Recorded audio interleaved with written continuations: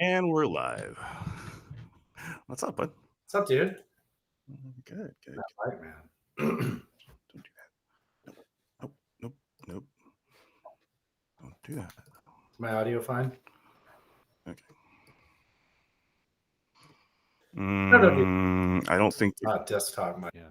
Wait, that should be better though. No, you're good now. Yeah, you're good now. Remember on was it Big O and Dukes where it was no, don't do that. There was like somebody really quickly going, no, don't do that. Vaguely, I can't remember where it was though. You've heard that before though, right? I definitely have heard that before. Yeah, it has to be Bode. it's got to be Bode. Yeah. No, don't. How was your day? Fine. My second half of my day was up kind of in the middle of nowhere. I didn't have any service, and I had to look up a bunch of parts. It was really difficult. I had to like call this company that's based in the US. Took over 2 hours for just a human being to be like, here's the part numbers that you need. It's like, if you could have manuals online like everybody else. Right.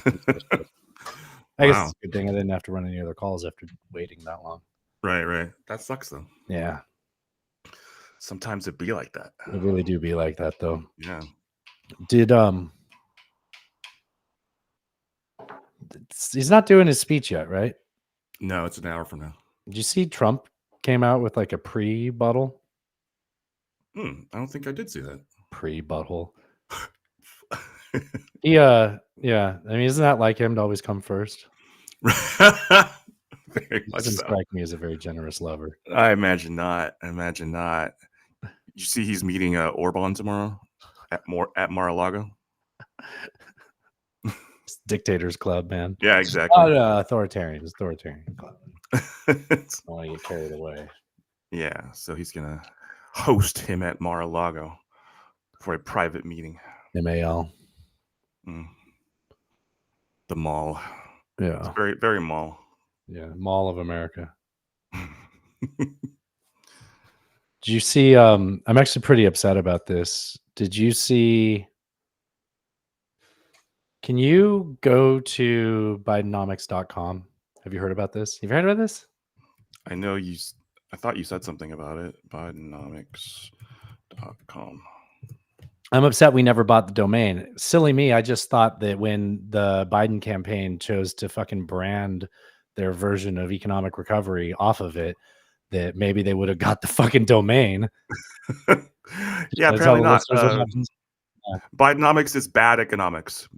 Bidenomics rhetoric versus reality. That's the website. So that's pretty funny. Unbelievable. And it was probably like $12.99, right? Probably. God damn it. It's funny. They have the I. So the I in Bidenomics is like, you know how when like a Vanna White kind of thing where it's about to change to a different right? Yeah. The It's rolling. The I is rolling into an A. Yeah. So from Biden to Baden, essentially. Bad. Dumb. We had our chance. Yeah, we can still try to get Bygrants.com. Well, that's a good idea, actually. Let's see if that's available. Bygrants.com. That's just going to be bisexual grants. Bygrants.com. Debt relief. That would just be bigrants.com too, right? It wouldn't be. Oh, yeah. Bigrants.com. Huh. The domain Big Rants is for sale. You can purchase it. I don't think so. Debt relief program. Yeah. Insulation company. That seems weird, right? Project ideas, investors, possibly you. Brothers. Something crossed my mind the other day. I had these puns they come and go. Yes. But Wu-Tang lasts forever. Are you familiar with the Clint Eastwood movie with Shirley MacLaine? Two Mules for Sister Sarah? I'm sure I've seen it. It's not readily coming to mind. So, yeah. Why don't you describe the synopsis? It is follows an American mercenary who gets mixed up with a nun and adds a group of Juarista rebels, or aids a group of Juarista rebels during the puppet reign of Emperor Maximilian in Mexico. There's a part in the beginning where a group of bad people attempt to, let's say, take something from Shirley MacLaine, who plays the nun. Okay. And it occurred to me that they could have called that movie None Taken. Looking in this damn house. Should we hit record? Yeah, 1, 2, 3. All right, you ready? I am ready. Are you recording? Yes. All right. Well, you want to start a show? Let's start a show. That podcast is filling your head with garbage. No offense taken there. Well, it sounds like None Taken.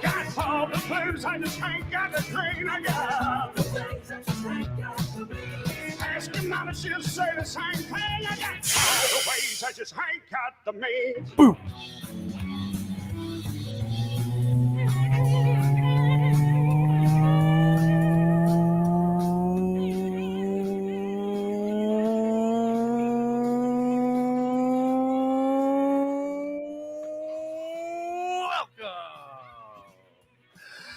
To the Friday Headlines Roundup edition of None Taken, where every week my good friend Allan wrangles up the headlines and we talk them at you. Because I listen to 13 hours of podcast a day, that's my qualifications, and Allan watches 3 hours of cable news, that's his. So you don't have to. And now, get ready to take a sledgehammer to the culture war echo chambers. So, another Friday is upon us. What'll you be doing, Smithers? Something gay, no doubt. What? You know, lighthearted, fancy-free. Mothers, lock up your daughters. Smithers is on the town. Exactly, sir. Exactly, sir. Head on over to fungiblenuntakens.com to buy our show merch. We have stickers like this one. It's got a little, well, you can't see, the ring light's too bright. Yeah. We got stickers like that. We got hoodies and sweatshirts. We got mugs. Outside of our logos, we have funny catchphrases that the show is famous for. Not that one, sorry. I'm a cunt. We say cunt in this house because it's true. And if you say cunt in your house, I mean, how are people going to know if you don't put it on a coffee mug and give it to a guest when they come over? Duh. This is very true. Allan, what else? What is up, everybody? Happy Friday. Welcome to the show. The weekend's here. Have a can of beer. Mine's in a bottle. Oh, nice. What you drinking on? It's Trader. It's a Aldi version of grapefruit IPA. Oh, It's all right. fun. It's the best you can get at Aldi. Sounds good. Sounds good. $7.99 for a 6-pack, though. Also, support the people that support us. SlickIt'sDigital.com for all your SEO and marketing needs. SlickIt'sDigital.com. Don't forget about the Patreon, TrumpGags.com. Get you all that high quality, unedited show video and some other cool stuff over there. TrumpGags.com for the Patreon. As long as the old man's still talking, when we're done with our show today, we are going to fire up the old live machine and hang out there and see if anybody wants to hang out there. This is what's called a pre-taped call-in show. So we're going to tell you tomorrow that you could have been watching this with us. The only people that know are the people I DM'd in the group chat. So this is fucking. You did DM some people? Yeah, the group chat, like 12 right. Like, I don't know if I thought it was a good idea, and then I was like, I don't know if maybe people want. Yeah, okay. So my thing is, like, I've never really put too much weight on it. I feel like it's either a propaganda thing or it's an opportunity for sort of like mudslinging and stuff. I will say though, I mean, there is some interesting, like, promises made, promises kept type stuff, and accountability and tracking and things like that. So well, I mean, he did have a pretty good moment, I think, in last year's State of the Union, where the whole what was it, Social Security and Medicare thing came up. Do you remember that? Yeah, he got them all to be like, we love these things, we'll never yeah. So he had a pretty good pop last year. We'll see if he can pull that sort of thing off again. Corn Pop's a bad dude. He is a bad dude. He's a bad dude, bad man. So yeah, interesting to see that. I don't know if Corn Pop was a bad dude. Sorry. A lot of times they're pretty boring to sit there. Usually I just have it on in the background while I'm doing something else, cooking dinner or something. But anyways, we'll see. I got hairy legs. That was when he was a lifeguard, folks. That's true. Yes. You know what? Allan's here for the context. Corn Pop. It's a Oh, bad sad dude. And I Bad love dude. kids jumping on my lap. Maybe he says something like that tonight. That'd be worth listening to. That would, maybe we'll get some good drops from tonight. Yeah. Who Yeah. knows? Well, that is our first story, so I guess Oh, we already okay. covered that. Yep. There we go. Not tricky. That's still your turn. Okay. Alabama Governor Kay Ivey, Kay Ivey, yeah. Okay. Yeah. Yeah. Is this a man? I can't remember. Kay has always been a woman in my interactions. Yeah, I'm pretty sure it's a dude. No, appears to be. It's a lady. I think it's a lady. Yeah, it's a Oh, lady. damn, it's not a ladies. Wow. All right. Kay Yeah. Ivey. Kay Ivey. Is she like an old cantankerous lady? She, you know what? I'm not very familiar with her, but she does appear to be elderly. Yes, I don't know. She about the appears cantankerous. cantankerous. Oh, you're not so I don't know about the cantankerousness factor, but anyways, she signed the bill into law that safeguards in vitro fertilization providers and patients from legal liability after a state Supreme Court ruling classified frozen embryos as children. So this has been ongoing drama for some time since since they did that. I mean, the Times had their daily episode about it. A woman who was in process of having IVF happen when this dropped. And obviously, I don't think that the court understood the consequences of saying that embryos are people. And so now they've essentially the governor with this bill has. But it's just a loophole, right? They're like, yeah, this is illegal, but these guys can do it. Right. If you're doing it for IVF, it's fine. Otherwise, if you're going to kill embryos, you're a murderer. Okay, I know it's flippant and not important, but like, can people drive in the fucking carpool lane then? Oh, jeez. I mean, they have to be logically consistent, and they won't. Right. Of course they won't. Okay. Yeah. Do you have to? Jeez. I know it's not important, but I know, but it is pretty. When you actually zoom out and look at it like from that perspective, you see how absolutely ridiculous it actually was. Yeah. Or is. So. The House passed some spending. Whoa. Yeah. The House passed a $460 billion package of spending bills. Vote of 339 to 85. If you move your fucking cursor, Alan. God damn it. Sorry. It's okay. I can't read it when you do that. Thank you. With the Senate expected to pass it before Friday's partial government shutdown deadline. So how much time is this going to buy them? So 460 billion seems like a lot. Last time they did this, it bought us until this Friday. Well, they have there's 6 more bills that have to get pushed through, and those are due March 22nd. So was this like a clump of 5, basically? They're like, look, we're not going to do an omnibus to cover all of them. We're only going to do half. We're doing half. Okay. We're doing half. How is that not like a half measure of a McCarthy? It's exactly what it was. Okay. But again, they had telegraphed Republicans to be consistent. Right. They had telegraphed that they were going to do it this way. After that last negotiation. So we'll see. I believe there's still no funding for Ukraine, however. So they're still trying to figure that out. So maybe they'll get that done by the 22nd. Yeah. And the U.S. is looking to find DOD money, a couple hundred million or something. Not the 60 billion that they're looking for. How much did they do for bailouts in 2008? Wasn't that like 8 billion? What was that called? The TARP? Yeah. Was it 800 billion? How much was TARP? How much was TARP? Oh shit!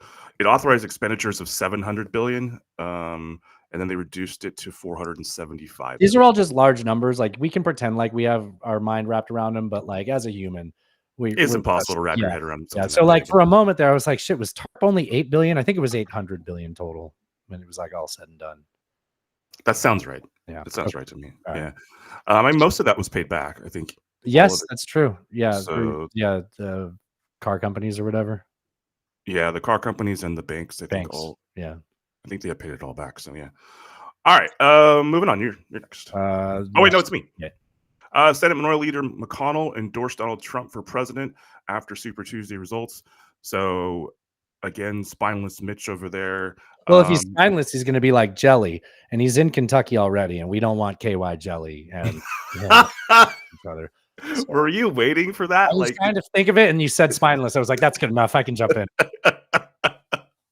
Nicely done. Nicely done. Yeah. So this man, I mean, I don't know if you saw the press conference.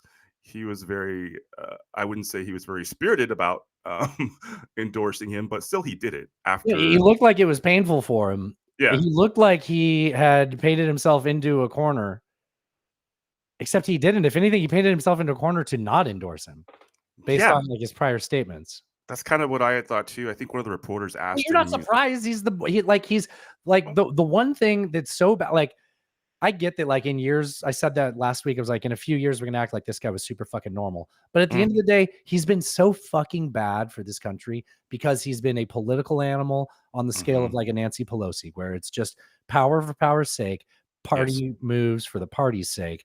And like, I would never forgive him for the shit he did with the judges. Like, that alone was just. No, I agree. Yeah. I agree. Bullshit.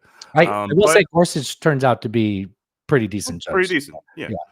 I guess in my mind, he had an opportunity to kind of stand up a little bit and just not endorse anybody. He's not running for election again. He stepped down from his speaker or his. That's a majority fantastic leader point, Alan. role. Like, he could have just said nothing. He didn't have to do this. But Yeah. what does it gain him politically to do that? I mean, it doesn't matter anymore. He is stepping down from leadership. He will not be Yes. the leader of the party come election time, right? Correct. And then he's not going to run again in 27. So I think he's ran for a decade. yeah, it's been longer than that, I think. Anyways, so just, more disappointments from the old Mitch over there, as you might expect. Yeah. All right, let's move on. Nikki Haley suspended her 2024 presidential bid in remarks from South Carolina earlier on Wednesday, leaving Trump as the sole major Republican candidate. She got like just below 40% in South Carolina. She got like 40% in Utah. She won Vermont. She won Vermont. Yeah. Which I think is an open primary, so there's probably a lot of Democrats. Yes, it was. It was. I've heard a lot of the conservatives that I listen to on podcasts and radio and stuff. I don't listen to radio. Why would I lie? The conservative podcasts I listen to and see online were like, why is this woman even still in the race? And it was very obvious that she was in the race just in case there was a legal event. Yeah, perhaps there was some sort of something happened, something went down, and she would be there ready to pounce. But I think she ran a pretty decent campaign considering 2028 will be interesting if we're allowed to have them, right? Exactly. Considering who she was running against, to actually win a state, I didn't think she'd win any states.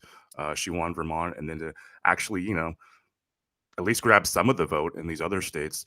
And a lot of these, a lot of people who, this is anecdotal, but a lot of people who I've seen interviewed post voting for Haley have said, look, if she's not there, I'm not going to vote for Isn't Trump. that what I said? You asked me a couple weeks ago. I did. So people are saying that now. We'll see. When you see Trump only get, he wins all these primaries, but he's not winning them with, a complete landslide. Somebody was like, it was Ziegler. Ziegler was like, Trump got, millions and millions of vote in California. He won California hands down. It's like, yeah, the Republicans in California voted for their culture. Yeah. If you're a Republican in California, something tells me you're not just like a moderate. No, right. Point, yeah, I would agree. Yeah, so. I mean, there's a few of them left. It seems like about maybe 30%, a third-ish of the Republican Party is very anti-Trump. And that's the vote that Haley was drawing. So now it just remains to be seen what they do with their vote. Yes. Even if you only, I mean, I really can't imagine more than half of those people going for Trump. I could see half of them. Sure. And maybe I'd be surprised if it's 75%, like overshoot it. And so that only 25% of her voters go to Biden is a huge fucking number, because those people would normally vote for a Republican candidate. And all those Trump people, if Trump was not on the ticket and a Republican was, and there was no way to vote for Trump, those people would have voted for a Republican candidate. Like, just if you put like blank Republican, like any person who's Republican candidate, they would have voted for him over Trump. Definitely. Yeah.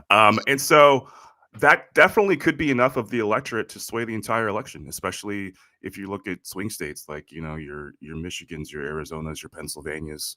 And there's other indicators too. So like, I'm not saying throw polling out completely, but it's really hard to trust polling these days, just from the starter of like, who the fuck answers their phone to do a poll. So then you have to add weights to how pollsters are very clever with how they try to make those numbers still valuable. But like, to a large extent, you don't really trust the polls. And you know it's going to be 50-50-ish anyways, right? Right. Right. 48-52 would be a landslide for someone. Mhm. So there's other indicators to look at.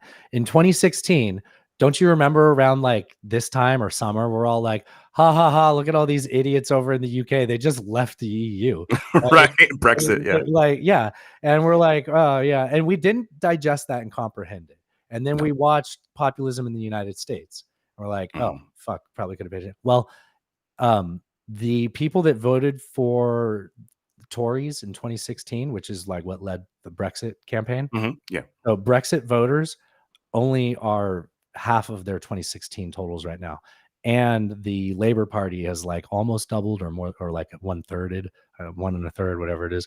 So Labour is growing in popularity, and Tories literally have half the people that are still saying that. Well, I mean, Brexit has been, I mean, yeah, I'm not from the UK. I'm observing remotely here, but I would say Brexit's been a disaster. right. And when they made an exception for like, was it Northern Ireland or Northern whatever, Ireland, yeah, whatever yeah. the exception was, it's working out great for them. So it's Right. like, damn it, things like there is a counterfactual to go look at right here. Right. So, Exactly. and like maybe our numbers are off on that. Maybe there's something more recent that I'm ignorant too on that. But my point is, There was a reaction. there may to have been that. a high water in Yes. our like peer group, and it's rolled back. And in 2016, we didn't see Trump coming. In a sense, we may not see people begrudgingly voting for the Democratic candidate. Yeah. Do not come. Do not come. No. I will note that Haley did not endorse Trump in her exit speech. She just said, "Hey, I hope somebody earns the votes of my constituents." Essentially, But not only did she not vote, she said No. yeah. yeah. So compare that to Mitch McConnell, and that makes her seem like a much more Good I don't know. riddance. Yeah, exactly.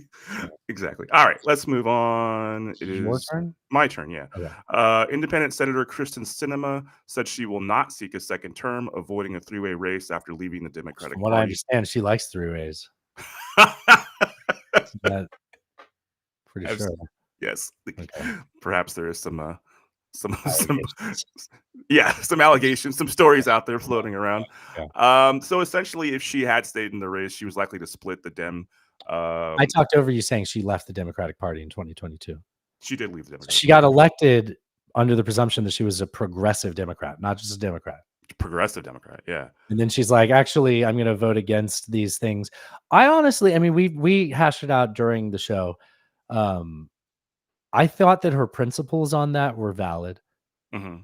And perhaps some of the inflation that we saw bared it out, or proved it out. I'm not, I mean, you were saying it's going to be transitory. I said, no, money printer turns into inflation. I'm not saying that I'm right and you're wrong. I'm saying that at the time we were debating this, we were annoyed with her because there were things in that bill that we were like, I think America needs this. Mm-hmm. And at the time too, it was like, she's a Democrat. Why are you impeding your president's agenda too? Well, it was her and Manchin basically doing that, and it was very frustrating for somebody on the left to watch essentially the whole party be, at the beck and call of her and Manchin. Beck and call isn't the right word, what I was looking for, but lockstep. I mean, that she and Manchin had that much sway. Because the lockstep really would have to do with the rest of the group. Right. She and Manchin had that much sway over what the agendas that could actually be accomplished by Biden. So that was very frustrating, I will say. And then she left her party, and it's like, God, and then did you watch her video where she said she's not running? I did not watch the video. I just read. She's basically like, I just want you guys to all know that it's your fault. Like, Did she really? Yeah, and it was just like, they don't like you because you like turned heel on them. Like, right. Like it's reasonable for them to not like. I'm not saying that like you lack principles or your ideas are bad, but like she's like, hi, nobody likes me anymore, and it's your fault. Like you're the one that ran as a Democrat and then changed. You're welcome to do, but there's consequences. You don't get to be like, I'm not running anymore because of you. Maybe she'll be a talk show host or something like that. There's a job for her at somewhere. What network? Oh, CNN. NBC. NBC. Oh, NBC straight up. Yeah, because they're trying know, to be like a. I've been telling you, man, they're more and more conservative there. I think. I finally saw Chuck Todd on the air again today. I hadn't seen him in forever. I thought he just completely retired, but they brought him on as like a political expert or Huh. correspondent or something. Where was Chuck Todd before? Meet the Press. Okay. He had the Meet the Press show on Sundays, and then they had actually for a while he ran the Meet the Press Daily Show, which was like a Monday through Friday show, like everybody else is on MSNBC. It was like earlier in the morning, I think, though. I looked up Scott Pelly bobblehead dolls. They don't exist. I can do a custom one, but It's probably expensive. yeah, we'll see. Might be worth it. We have them in the store. Scott Pelly bobblehead. Nice. Yeah, I think that NBC going more conservative. It'd be one thing if it was just more conservative. As an independent, I like having like more center or less biased news organizations. So it'd be one thing if it was like, I mean, that's kind of what you're supposed to get from like ABC, NBC, CBS, right? I mean, that's the way it was for decades. You know, we had the 3 channels and everybody's watching the news, and whether you're watching Cronkite or the other guy, you're basically in the same ecosystem. You're getting essentially the same information. Right, people were saying that. I mean, not people were saying. People were still probably saying things and covering for the president and shit like that. Sure, but largely it was much more nonpartisan than it is now. It was at least ostensibly it was as centrist as they could make it, essentially. Okay, but as the TV news goes now, they still kind of are. Just, you know, we're very polarized as entertainment watching. Well, I think that the news that you get on your main channels, like your NBCs of the world, very different from MSNBC or CNN. So what I've been trying to say is that's what I expect from them. And there's a couple of people over at NBC that they've gotten too cozy with the Trump campaign. Mm-hmm. They were at like a fundraiser for a couple months ago, and then right after that, it was like, oh, NBC is going to be carrying this debate. And look, the lady that was at that luncheon is one of the hosts for the debate. It's like, okay, all right, really. Yeah, and then if you just watch their tone, there's interesting. Okay, watch that NBC, especially the lady that does Meet the Press now. Oh, I can't remember her name, but I saw some of that last week. Not Gretchen Wilson, but that's not close enough. Yeah. Close enough. All right, who talks? You. DOJ charged a former Google engineer, Chinese national, with stealing AI trade secrets to benefit 2 Chinese-based firms. Huh. So his name is Ding. Just for real, dude. His name is Ding. Spell it. DING. Why am I laughing? I got too many sounds. He stole over. You're probably imagining me playing these sounds. I don't think I should play these sounds now. You probably shouldn't. No, let's not. He stole over 500 confidential files containing AI trade secrets. Is that more than Trump had at his office? Oh, yeah, I think so, yeah. Chinks and drama. What? He uploaded them to his personal Google Cloud. And then when he left, he was immediately offered a chief technology officer role at a Chinese AI startup. And he founded another AI startup in China as well. When did this happen? So it happened, I think, 22. He worked for Google from like 2019 to 22. Oh, and when he started taking the stuff was in 22. I guess he left done. Yeah. So obviously that's a pretty big deal. The FBI is involved, all of that, because if we're going to give AI secrets to China, that's pretty concerning. So that's what's happening here. Did you see right before we went on a guy up in Clarksville, I think, up here at Fort Campbell, fucking sold secrets to China? U.S. Army intelligence analyst arrested and charged with selling classified information for $42,000. $42,000. I made up the China part. Yeah. and then they have a picture of him with a slack jaw. I sent it to Cody. It was like, you know this guy? He's like, no, I don't know that guy. Nice slack jaw picture. Like $42,000. Hey man, I ain't a spy, but 42K is 42K. I mean, everybody's got a price, huh? Got the new I'm not gay, but $20 is $20. Yes. Okay. All right. The Dartmouth men's basketball team, I think we kind of touched on this Yeah. last episode, voted to unionize first for a U.S. college sports team. Those steps remain before forming a labor union. So they joined a local union that was already there. Dartmouth is part of Ivy League. I guess a lot of people maybe don't know that. They're kind of sort of a under the radar Ivy League school, unless you're paying attention to that kind of thing. And they're very concerned. The college is concerned they'll get kicked out of NCAA. NCAA Or the Ivy League. or both, either. Yeah.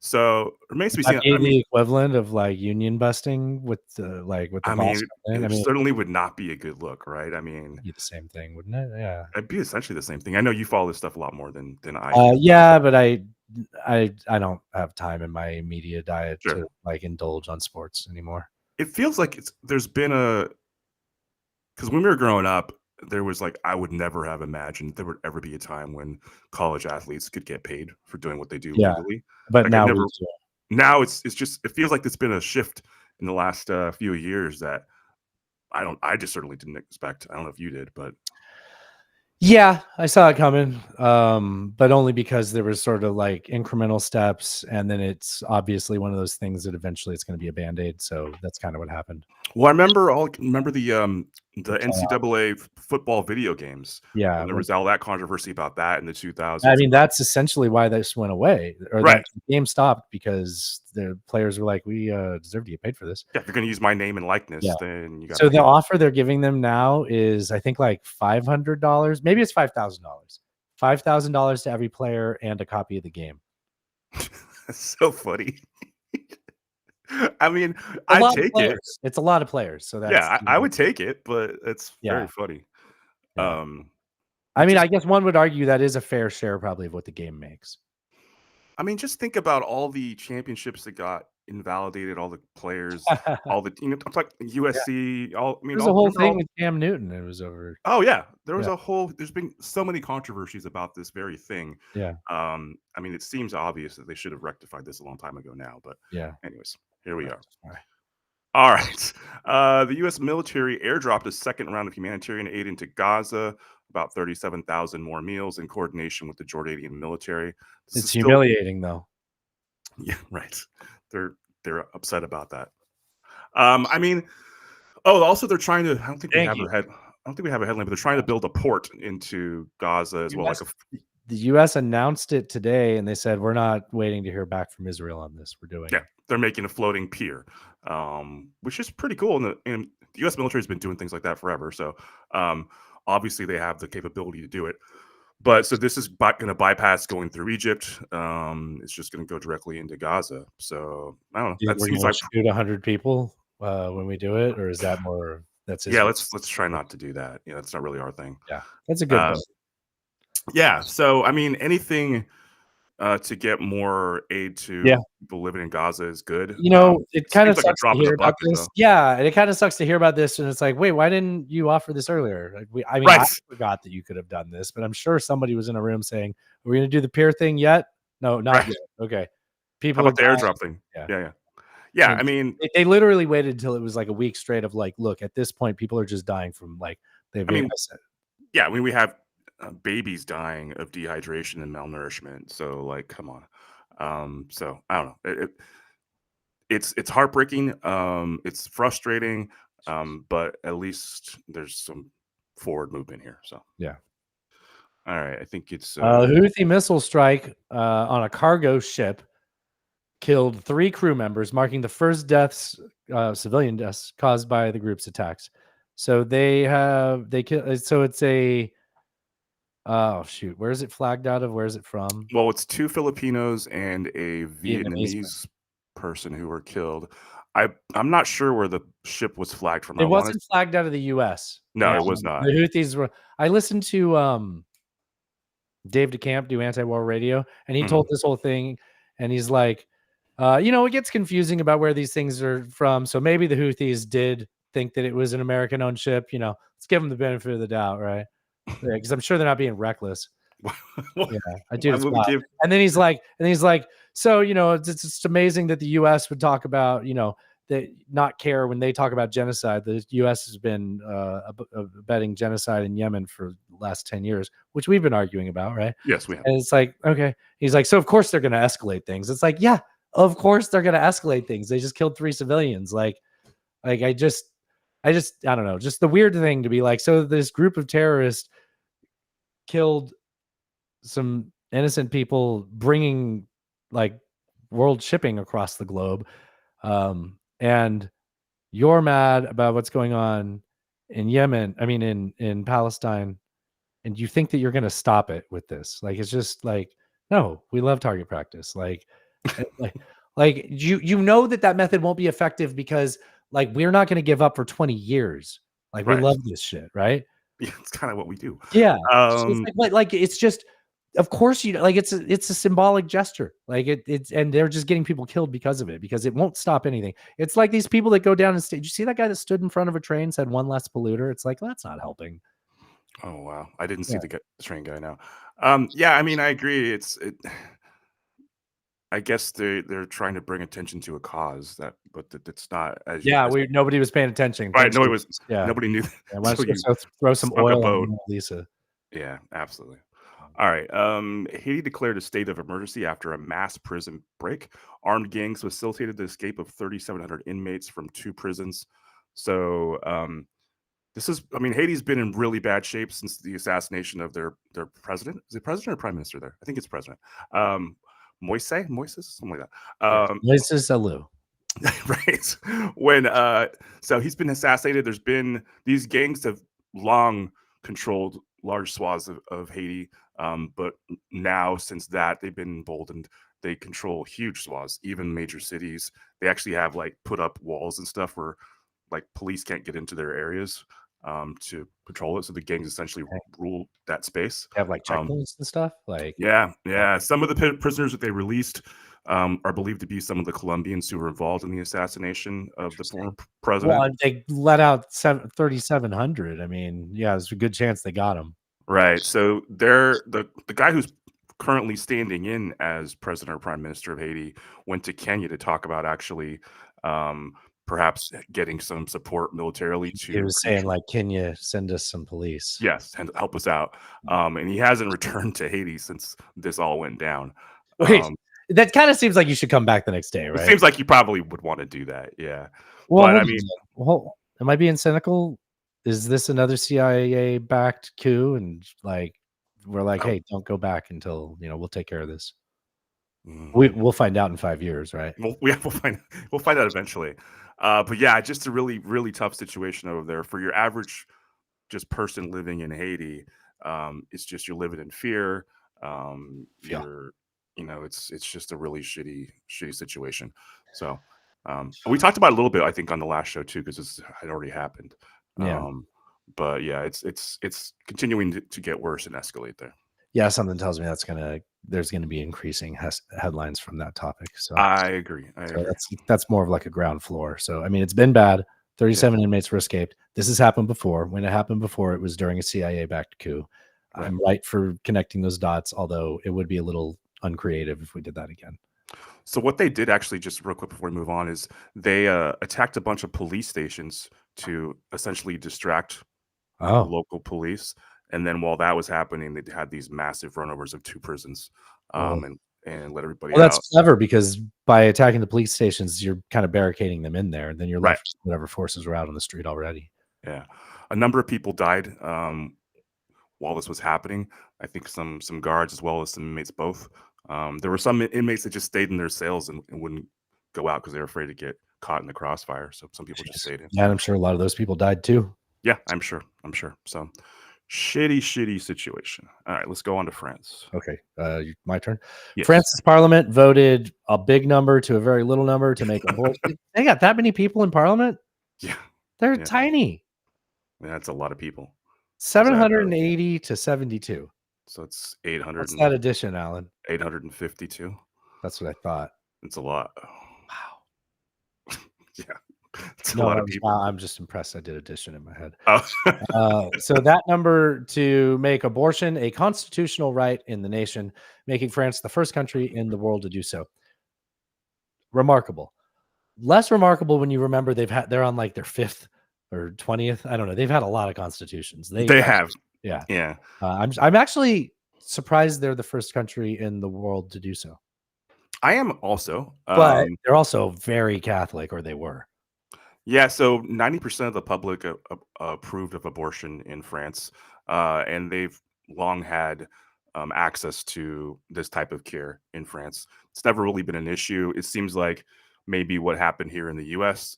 in the last couple of years has spooked them a little bit, and they said, Well, "Hey, they also have their Le Pen. sure." So they said, "Hey, let's make sure we get this in the God, it's almost like Constitution." something the Democrats could have done in like It January of is. 2020. Yeah. It is. We've What a discussed weird that threat. previously. Yeah. Yeah, Thanks. and I mean we have Hey, similar but they beat Trump. we have similar approval here in the U.S. I mean, most people in the Yeah. U.S. Want some support form of it. right, Yeah. support some form of it. And this isn't like, 5th trimester, right? Like this No. is, yeah. Fifth trimester. Yeah. Just noticed that. But so But so. what interests me is that a democracy like France can act on the people's will and put this in the Constitution, and for whatever reason, we can't figure out how to do that here. So there you go. Yeah. Well done. Or well said, man. Your turn, sir. Elon Musk sued OpenAI and CEO Sam Altman, alleging they breached the founding nonprofit mission of building AI for the benefit of humanity. That seems like a weird thing to sue someone for when you're Elon Musk. It does seem a weird. It does seem strange reading those words in that order. Yeah. So if you recall, Elon was a founder of OpenAI, along with Altman and a couple other people. So he's suing his co-founders for breaking their mission. Essentially, yes. Okay. Now he pulled out of OpenAI some years ago. I don't know. Okay. And then we had that whole fiasco with essentially OpenAI getting acquired by Microsoft, and then the board took Altman out, and then he got back on like 3 days later, 2 days later, whatever it was. So a lot of controversy over there. But Elon's point is that when we founded this company, the idea was to research AI for the benefit of humanity, and it's called OpenAI for a reason. It was supposed to be open source so people could use this, whatever they discover to build on, and it has since become closed and is now clearly just a profit making endeavor. I don't know how much ground he has to stand on based on the fact that he's pulled out of the company some time ago. I mean, I guess they must have signed some legal documents when they created the company, but I don't see how he would. Well, it's a gesture to begin with. He doesn't need the money from it. He wants to force them. He said that he would settle it out of court if they would change their name to Closed AI. Which is hard to tell if that's. I mean, is that him just trying to be funny? I don't. He said it. I know, but he says introduce it in court. He says crazy shit, man. I don't know. Yeah, he said Japan will no longer exist if this continues. And it's just like, no, we tried that before. Yeah, a couple of times. Don't say it out. A few times. All right, dude. This went really fast. I should have. It did. No, we got other news. We got movies. I've got a question for you. Okay, I got a fun game. Nice. Can't wait. Think of famous artists. Category is countries and artists. Oh man. Okay. I hope I don't draw a blank. You got 3 chances. All right. First headline here in open media or other media. Representative Lauren Boebert's son Tyler arrested on 22 criminal charges. So I didn't look into this at all because it seemed like culture war bullshit, but it's her and she's a culture war bullshitter. So yeah. I wanted you to read it to me. So he was charged with criminal possession of ID documents with like a fake ID. I guess fake IDs from multiple people. Conspiracy to commit a felony, first-degree criminal trespassing, and theft. Any criminal mischief? That's my favorite charge. I don't see anything about criminal mischief. Any kind of mischief? No mischief? I don't see any mischief. They seem like mischievous Boeberts. Yeah, cheeky, fun, right? Yeah. He was released on bond of under $10,000. Not bad. Boebert just said, "I love my son, and we're gonna take care of it. We'll get through these challenges." That Boebert family has been through some stuff with her divorce, and then the whole thing of her in the theater. Yeah. And so I'm sure not great to be a teenager in that family. Right and we don't like talking about personal shit like that. Right. It's been the MAGA's horse to ride, or whatever the phrase is. And I'm not saying blow for blow, but it's just like, oh, that's interesting. What's going on with your family? Yeah, maybe you shouldn't make a big deal about someone's problem kid. Yeah. Yeah, that's Yeah. all. That's all. Yeah. Not like that I want to talk about her shit. I agree. Okay. Next one. This is from Politico. It's is No Labels about to face plan. So I really feel like No Labels just fell. At least my ecosystem, they came on pretty strong and then they just fell off a cliff. I don't know. I haven't seen anything about them since. Yeah. So I tried to find an article because I had heard that they had made a promise that they would make an announcement by the time the show drops Friday. Mhm. So I don't know if they have yet, but I believe they were going to back a candidate on Friday. So I just kind of want to have Last I read, it said by April, but it feels like it's too late already. Like Yeah. for somebody to get in the game, essentially as See, a what I third-party think candidate. that they want to do is cause a contested election where it goes to the House. Mm. And there's a lot of ways it could end up that way if they are on in every state, especially the swing states. Yeah, so if you end up like with 269 and 269, Nice. right? That would be the Yeah. problem. Because nobody could actually win. Yeah, I don't know. It feels like, so they started out as sort of the sort of center party that they were going to counter the, Capture MAGA a bunch stuff. of independents. Independents and centrists on both sides. And there was a lot of talk about perhaps running Joe Manchin as their candidate. Joe Manchin and Mitt Romney. Mitt Romney, yes.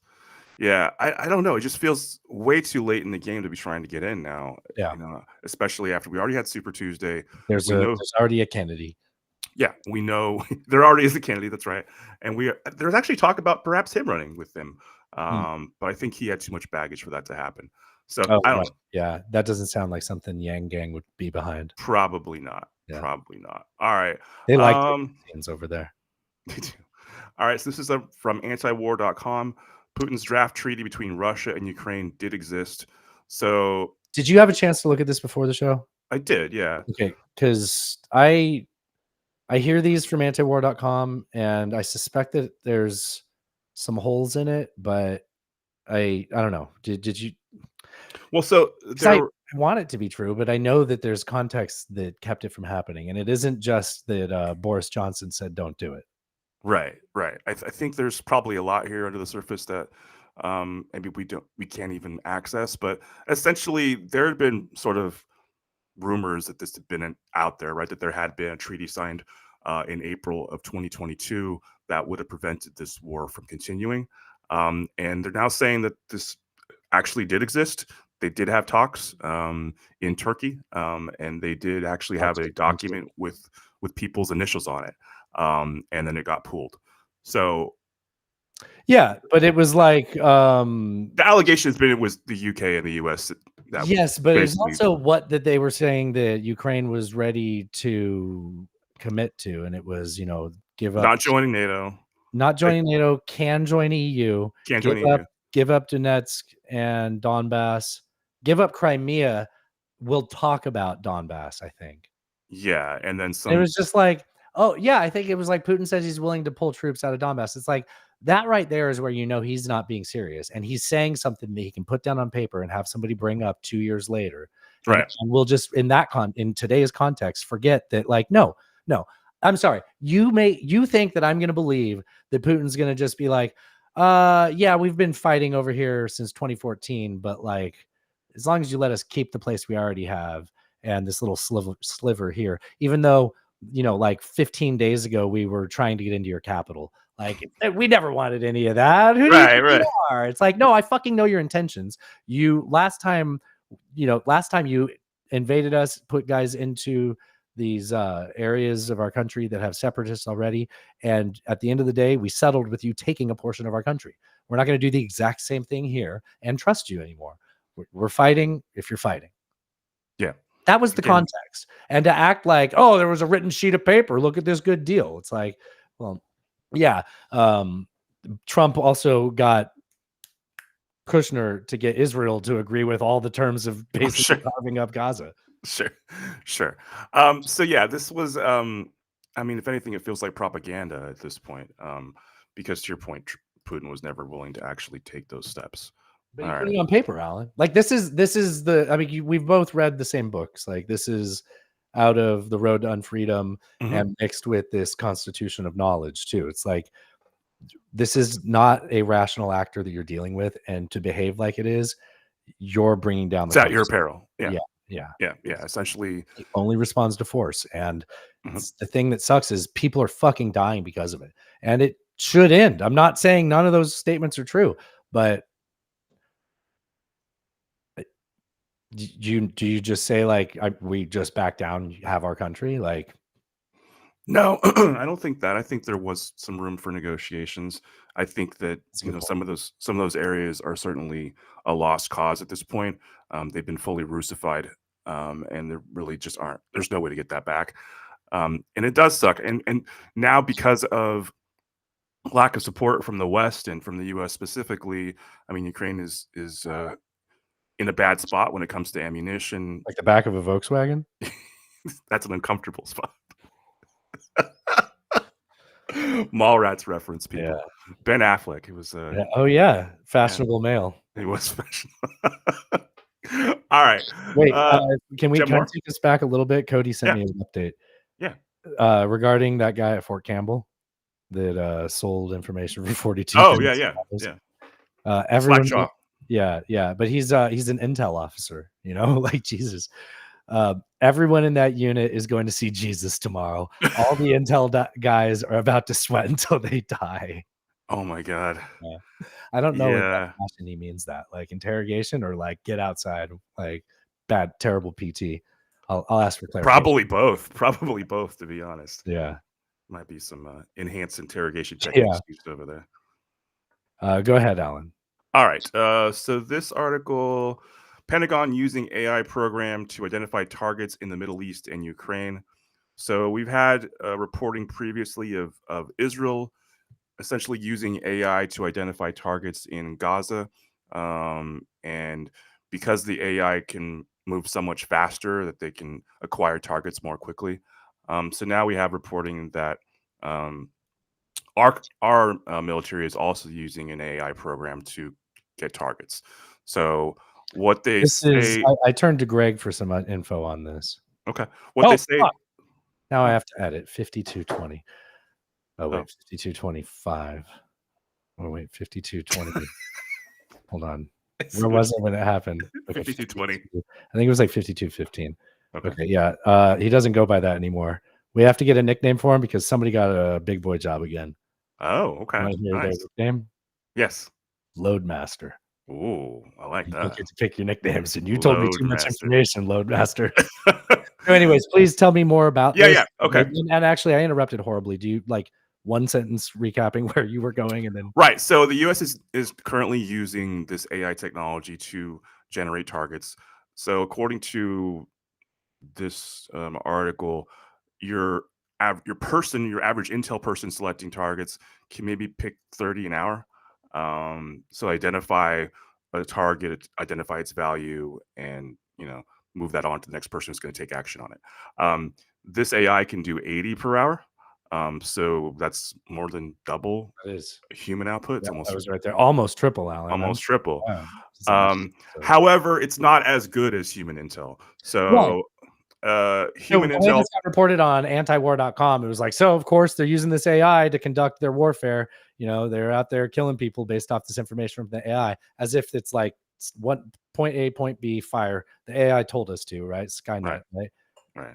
And that's not what's going on. I mean, I'm excited. It's It's what Loadmaster taught me. So human intel analysts can identify a tank correctly 84% of the time. Apparently that's the statistic. Whereas the AI, sometimes it's a Toyota Corolla. right, the AI can get about 60%, and sometimes depending on conditions like snow, it can be as low as 30% of correct, accurate targets. Right. So but that's also constantly refining, right? Like it's taking those bad inputs and not to not make that same mistake, right? Yes, correct. As well as my understanding is that there's still a human in the loop here. That's what Loadmaster was saying. Yeah. So let me just read this. He said basically Maven, which is what you're talking about, right? Yes. Maven is a second set of eyes. everything collected by cameras on drones and manned ISR, which I had to ask because I'm where is that? Intelligence, surveillance, and reconnaissance. So everything collected by cameras on drones and manned ISR gets stored and fed through this algorithm. It's been trained to highlight military equipment, like you said. It allows for targeters, not camera operators, to double check video streams for any military targets that the first pass might have missed. So it's like Right. it's a second set of eyes, and it's Right. just flagging it. That gets reviewed. Right. So an actual person looks at it and it's like, well, wait, is this a Yeah. tank or is this not a tank, etc. Yeah. So yeah, that's what's going on there. I guess There's like new camera systems that are out too, that if they're integrated with the Maven AI, they can just like draw boxes around things in the live camera. That's a Interesting. whole other layer on top. So I guess this had already been deployed since like 2020, but since October 7th happened, according to this article at least, the usage of this Maven AI is just Well, there's been a lot of applications, Alan. there's been a lot of reasons. Yeah. So yeah, it's targeting targets in Yemen, etc. So that's And this is like drones and F-35 path flyovers, and then they take that data. Because I've also seen other people just being like, "Oh, great, footage obtained by F-35s being used in Ukraine." It's like, I mean, are you telling me that sounds like we're using F-35s for warfare? Like, I mean, I guess so by some definition that is, but yeah, I suppose by some definition that's I guess by most definitions. Yeah. Okay, but it's like the F-35 is like an attack flying, right. and it's just Not ideal for it to be. It's just looking, and we're not doing nothing. It's that meme with Beetlejuice. Me, nothing. Exactly, Just sir. flying through. I saw you spit that, didn't you? I did. That's good. I got that. did. All right. Well, thanks, Loadmaster. Thank you, Loadmaster. Appreciate that. I wish I didn't step on Forever the Loadmaster.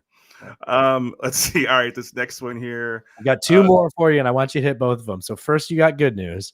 Yeah, so Texas GOP voters want limits on National Guard deployments. So essentially what they voted for was that no Texas National Guardsmen could be deployed to a foreign war without it being authorized by Congress.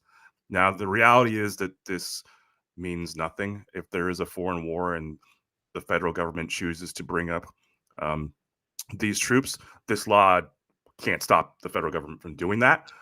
So it's just more of a gesture, I guess. Wait, say that again. There's a loophole in this, because this. So what you're talking about is the Defend the Guard movement. It's been passed in New Hampshire already, and I think one other state.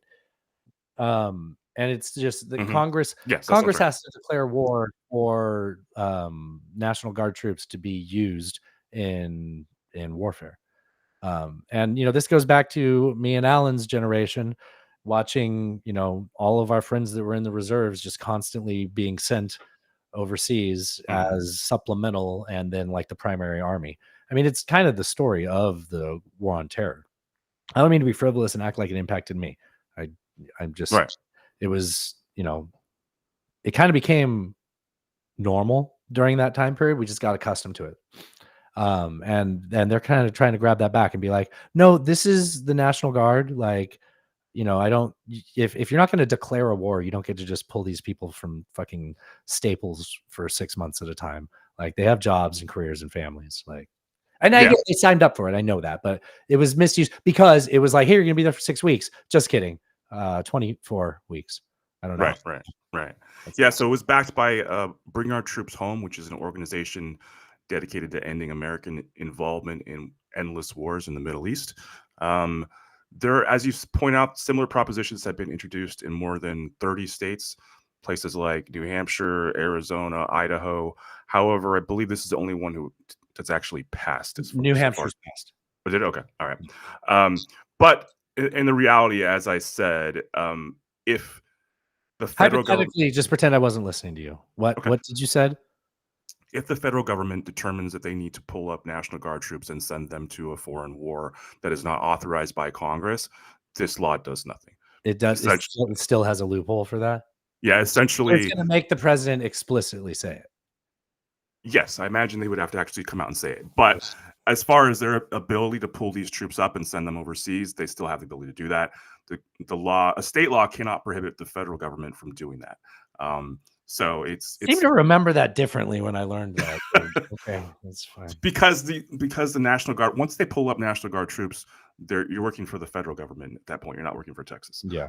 And so the law has to State go law does not supersede federal law. That's Correct. always been true. I Yes. just was thinking the Yes. power that the federal government has, and I Yeah, guess yeah. we ceded that to them at some point. Right. Okay. So interesting. I mean, I think it's at Good least news, but not as good as I thought it well, was. yeah, but there does seem to be a groundswell of There in does. a number of states who are like, look, we're not, we got to go back to the way it says in the Constitution, where Congress has to authorize war. We can't just have these ongoing resolutions. I see your face. Yeah, I mean, yeah, yeah. It sounds very reasonable, and It does. and it seems like something that is appealing to people across parties. So, I mean, it's a huge part of the Constitution, right? Is that Congress has to authorize war. They have the power of the purse, and they have to authorize the war. Right. That's huge. We have So, a and military operation in Iraq. Right. And now who knows what's happening in Ukraine? Honestly, with that article we had on, what was it, last Tuesday or before? Well, and then, like, I mean, if you look what's going on in Ukraine, and you think about, like, both of those parties are fighting within Africa with, dude, was it African Corps? Wasn't that the Luftwaffe or whatever, like the German army in World War II in Africa? Yeah. So the Wagner got integrated with the Russian military and changed its name to African Corps because they're fighting Nazis, Alan. So of course they took a Nazi fucking name. Of course, it makes perfect sense. Man. All right, this last one here. Wait. What I'm saying is, in that way, like, we have a lot of global-ish conflict, and then if you think of like NATO and the West, mostly, so you're starting to check a lot of countries off the map on what you would say accounts to being a world war.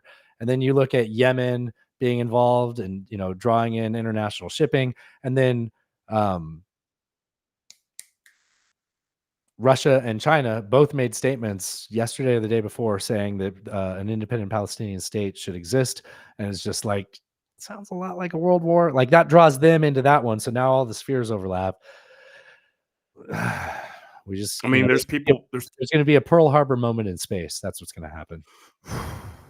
I mean, there's definitely people out there saying that we're already in WW3. Said that a while ago. We were like, technically, if you look at it, we're in, if we're not in World War, then we're in like the phase, when you look at World War II history, prior to World War II, China had been invaded by Japan. And you're like, well, that conflict already started. So where are you calling World War II, or sort of like the is it Russo-Prussian? Austro-Hungarian? No, there was a war between, oh my goodness, Russia and Prussia.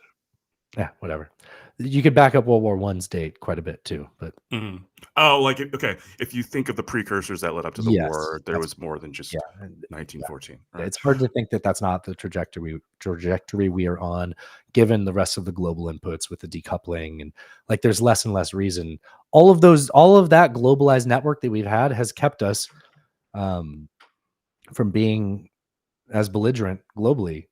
When goods don't cross borders, armies do. Right.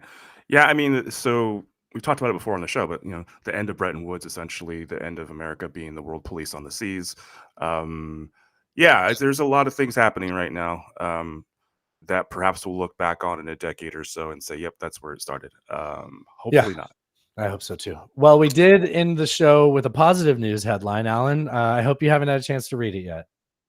So this is, what is this? This is from CNN. Yeah. Iditarod musher penalized for not sufficiently gutting Whoa, moose. whoa. Iditarod. What's Iditarod? That's that big dog sled race they have in Alaska every year. Yeah. Yes. They make those huskies pull their sleds. They do the dog sledding.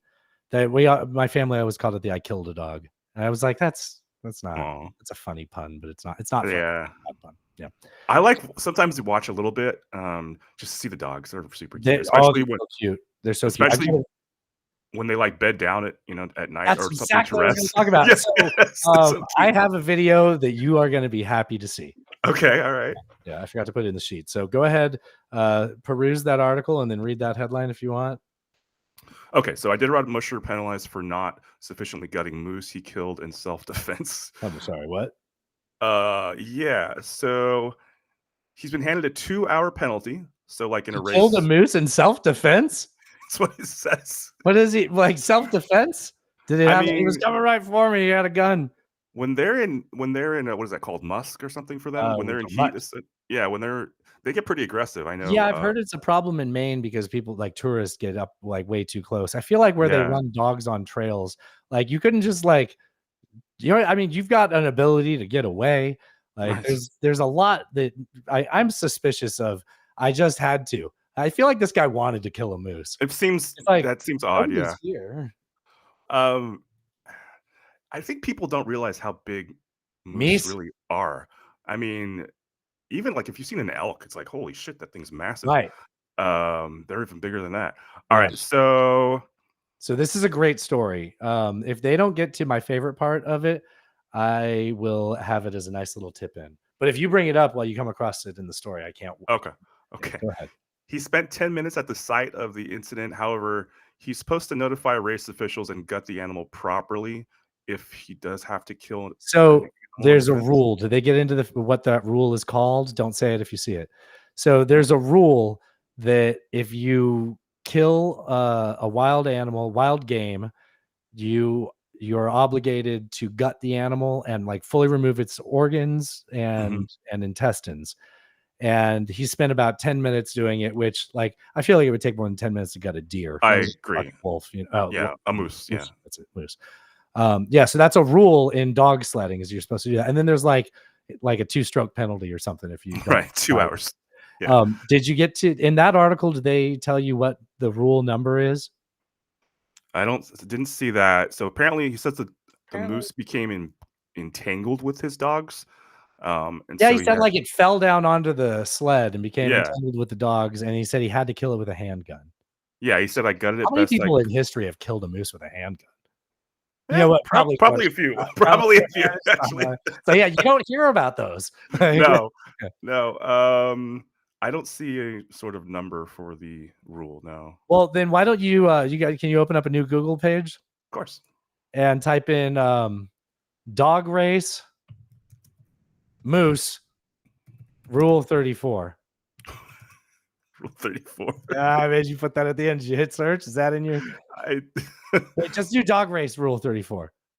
Okay. Dallas CV penalized for Rule 34. No, just dog race rule Rule 34 and then go to images. Okay. Images. Is it- Oh wow, they're all blurred. Rule 34 exists. So listeners, if you're unfamiliar or you're sweet little babies, Rule 34 is a rule of the internet that if you can imagine it, there's a porn version of it online. Right. So go ahead, type in Rule 34 moose. Come on. Just all the images were like blurry. When I unblurred them, was things I did not want to see. You unblurred it. Okay, spin tool. Rule 34 moose. Oh god. Oh god. Did you leave it on unblurred? I did. Oh no. Okay, don't. I'm good. Okay. Well, we already said dog race. Rule 34, Alaska wild game. Just for the just You're gonna for present the fucking the Patreon viewers out there. This is what came up. Alan. Look at it. Look at it.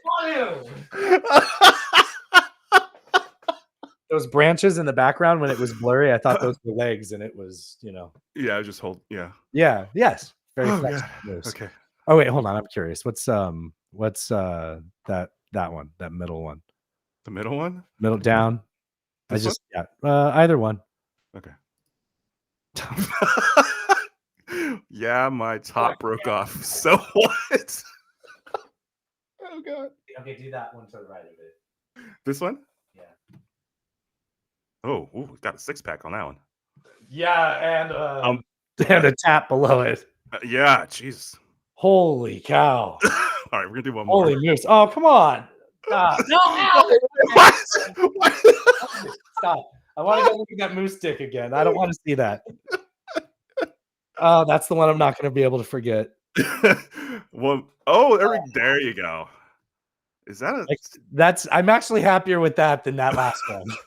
That's funny. Moose out front should have told you. Park's closed. Why is it so wet? The park's closed. Why is it so wet? I don't know. There's like something right there. Okay, please Okay. take off the screen. I Yeah, can't yeah, stop yeah. staring. Stop sharing. Okay, we're good. Yeah, that wasn't the only amazing thing that happened on that. I didn't think that would end up being. I just thought there was no way dog race rule 34 would have become. Yeah, that seems. Yeah. That's like the elevator. You skip number 13, maybe. Yeah, exactly. Skip that one. Yeah. Okay, I'm gonna hit play on something that wasn't the only moose related incident in. That guy that did that, by the way, has won the race like 5 times. Yes, 5 times it said. Yeah. And this guy right here, this is from like 2 days ago on the I Killed a Dog race. This guy right here is the current leader in the race. Oh. From the night that the moose incident happened. Okay. Dogs are looking good. Here's my vet He's book. going through. I had to punch a moose in the nose out there. Is that what it is? Oh my gosh. Bunch of moose. Oh, it's rougher than hell. Is it? Oh, had to punch a moose in the nose back there. But you're gonna like the end of this video, Alan. For 10 miles. Just glad I was first. Aw. They're so cute when they do that. I love that. I love it. Punch a moose in the nose out there. What a weird world, right? It's pretty wild. Maybe he punched it, got it mad, and then the next guy came by and he's like, That's probably what happened. Yeah. Yeah. Set What it have you been off. watching? What have you been watching? I forgot we got movies. Let me go back to the sheet. All right, so Don't I forget. know. Yeah, we didn't talk about it last week, but we both finished True Detective season 4. Yeah. Yeah. I will say overall, it was decent. It was clearly not as good as the first season. Nothing has been. That's the best season by far. I thought this was maybe my second favorite, Yeah. even with the ending. I thought the ending was fine. It was okay. I feel like they probably could have spread it out over a couple more episodes, maybe Really? make it 8 episodes, and just explain a tease little bit out more. Yeah, tease out some the things. last people. Yeah, I mean, it got very kind of X-Files ish, paranormal sort of. It did, but I feel like that show always has done that. It kind of just has always had that to sort of then element. pull you back down to reality. Like Right. you're gonna be like, maybe there is a polar bear that's haunted. There's gonna be a Scooby-Doo moment where it's gonna be like, oh, look, the guy, Yeah. the guy in the costume, the Yellow King. right? Yellow King, yes. But no, pretty decent. Wait, you know what I didn't like about it? What? I'm fine saying this. Listeners, 15 seconds. Starting now. That for no reason, somebody said time is a flat circle. That bothered me because it's not like they know the guy from season 1. Right. And they would have made that more like, and there was no connection with like the events of that that drew back to it. It's So just like that a really, callback for no reason. It's funny. Yes. I think I texted it's like you. in Dune when he's like, I know what your planet used to be called. And he says Dune. You're like, ha, he said it. I think I texted you something about like time's nothing but a construct, and you're like, I see you've been watching True Detective again. I also watched Zone of Interest, which is it's about the movie about the German family living in an awkward place. Back of a Volkswagen? No, no, definitely not that. I would say a couple things about this movie. So, first of all, the music in the intro and outro, and just the way the movie opens and closes, is very uncomfortable, which I suppose it should be for this like it's sort like of disconcerting tones or what is it? Something it, tones. it makes you uneasy, which and actually the entire movie, which given its subject matter it should, it just feels very strange. It's shot from fixed cameras, so there's no. Oh wow! The cameras don't move at all. Do they pan? Yeah. They sometimes they will zoom. Pan no. In fact, some parts of the movie feel like an old RPG, like video game. Yeah, if you played like Final Fantasy VII, there were scenes in that game where the lighting wasn't very bright, and it was difficult to tell like the path that you could actually move through. Yeah. And it's just one big screen, and your character's super tiny, and you're trying to move through that one space. This movie was basically a bunch of hidden cameras, right? Essentially, yeah. Okay. So like there'd be a scene where a character appears in a hallway, but they're so far away you can barely make out like any facial movements or anything like that. And Can then they you move towards the camera. can you It's tell me what this movie's about without ruining it? Yeah, so it's a Nazi living next to a concentration camp. Although they never really full on address that, you can hear a lot of times you'll hear sounds in the background, And you know the and time, and you know what it is, and you'll see like fire or smoke in the background, and you know Yeah. what's happening. Uh-huh.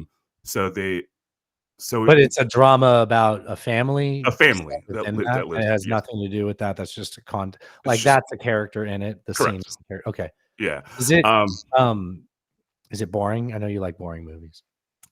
it's not boring. Like I said, it's very uneasy. It's not obviously. It's certainly not a happy-go-lucky movie, Yeah, but light it's so bizarre because it's like the banality of evil sort of thing, where these people are just living their lives. They're in their garden. They're in their swimming pool, whatever, and just to imagine the yes. converse of that, the other side of Yeah. what was happening literally on the other side of their fence is just like it's difficult to wrap your mind around as it should be. And Um, am so I I mean, being I would recommend watching it. I think it will probably win some awards. I think it's very well done for what it is. I've never seen anything like it. yeah. Um, so yeah, I mean, it is a good film. It's certainly, given the subject matter, it's Sure. difficult to deal with, but Okay. I'm glad somebody did it. I've like I I said, never see. seen anything remotely like it. But Do you yeah, think I'd be fine waiting till it's on a platform I already have without paying for it? Like, I don't think it's something I want to pay yeah, money to go watch. Like, if I'm already paying yeah. for a I would platform, I wanna see imagine. Yeah, it's nothing you need to see in a waiting theater. until It's you're in a good nothing. place to see it. Yeah, yeah, yeah. Absolutely, Okay. absolutely. All right. What about you, man? What you been watching? Well, I watched Dune. I talked about that. I'm not going to ruin Dune, so people probably still haven't. I If think my I'm gonna brother watch it hasn't seen it tomorrow. I'm yet, gonna then try and yeah, I get hope you tickets. do. Yeah. Um. Yeah, I won't. I don't want to spoil anything with Dune, so we can talk about it in a couple weeks, maybe. Okay. Yeah. Then we came home and I watched that movie Plane. And then I tried to watch that movie Strays with Will Ferrell as a voice of a dog, and I made it like 20 minutes. There was a few moments in the 20 minutes where I was like, okay, well, I'm not glad I watched this, but I got some laughs. I'm good not watching this. Okay. I was probably gonna check that out actually. I don't recommend Don't. it. I You know mean, what? I I wasn't stumbled sober. into. I still didn't care. Didn't care. Okay. I stumbled into and I wasn't gonna say it here because I'm sure a lot of people hate it, but I stumbled into Suits, Hmm. which is on I Netflix fucking now. hate you. You're the third person to fucking do this to me. If you Yeah. tell me that I remind you of the main character, I'm gonna end the show right now. Oh, I wasn't gonna say that. No, Oh, good. not at all. Well, No, now but I was aware of the show. It was on HBO originally, I I think, right? wish you told me that. No, it was on like FX or Oh, something. was it? Okay, it's on USA. Netflix. USA. Was it? Okay. That's some It's on US. Netflix now. It's as I'm like falling asleep, put on a couple episodes, not bad. It's been entertaining. Fine. I just hate that it's called Suits. I know. Because Alan, you know why? It's because they do lawsuits, Right. but they also wear suits. Did you watch any of it at all? No. Okay. It's All right. so many people have told me I need to watch it, and it bothers me. Like I'm like, why do you think I would like this? I wouldn't say you need to watch it or specifically that you'd like it. It is an entertaining show. It's been around forever, right? It's like 20 years old or something like We're that. gonna watch. It's not that old, but yeah. Okay. Yeah. All right. I don't really feel like talking about it, much of the other stuff we watched. I mean, I finished watching that series, The Brother's Son, on Netflix, which I recommend. It's about a Taiwanese family that's tied with the mafia triad stuff. An unsuspecting brother and another brother who's basically like Keanu Reeves or John Wick. Mhm. And it's good. I really liked it for like the first 6 episodes. It was like, don't watch more than 2 a night. Let's save it. And by the time I watched the last 2 episodes back to back, normally the second to last, the penultimate, makes you really want to watch the finale. And then you're Mhm. like, all right, that was good. About halfway through the penultimate, I was like, I think they should have just done 1 episode. This should have been 7 instead of 8. And like the ending was, you wouldn't have predicted it, but it's within the realm of what you were guessing, sort of, which is fine. It's satisfying in that way. It's like, oh, good, I like this.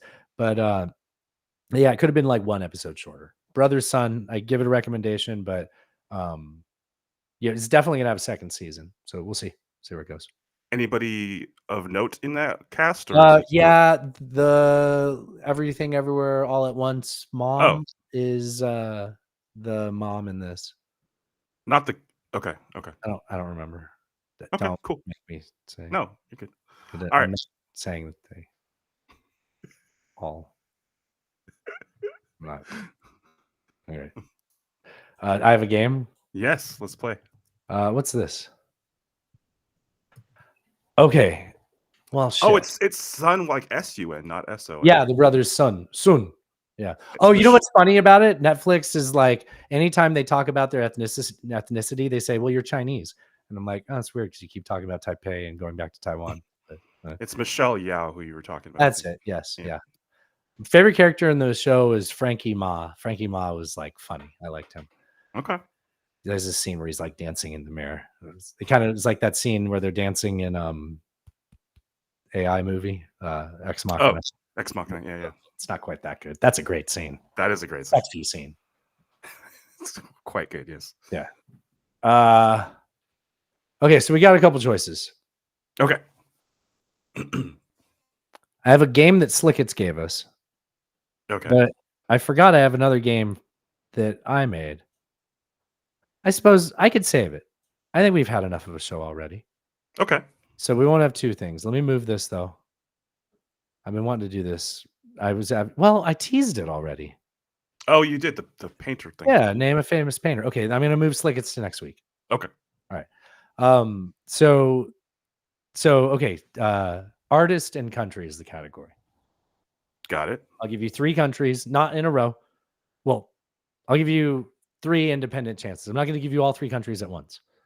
I got it. Okay. So I'll name a country, and then you name what a Google search says their number one. Got it. Their number one artist of all time, number one painter of all time is. For Okay. that country. Okay. So who is the number one painter all time for France, Alan? Monet. Excellent guess. Yes, Claude Monet. Yeah. Wow, he didn't even hesitate. I mean, they've had quite a bit of painters. A lot of art out there. Yeah. Yeah, a lot of art out there in France. Alan says so. Okay, country number 2. Oh wait, you get a ding. Sweet. Country number 2, Italy, the most famous painter of all of Italy. Da Vinci. Now, take you want to say Da Vinci without Michelangelo? You don't want to do. See, come on, a little drama, Alan. Is it Michelangelo? Is it Leonardo da Vinci? I You think know, it's one of got those guys painted the roof of a church. Right. Yeah, the other guy made a helicopter. Well, big deal. I think I'm gonna go with Da Vinci. I think You gonna go with Da Vinci? Yes. You would be right, Alan. Sweet. Let's see if you sweep this category, okay? Okay. The number one painter of all time from the country, Austria.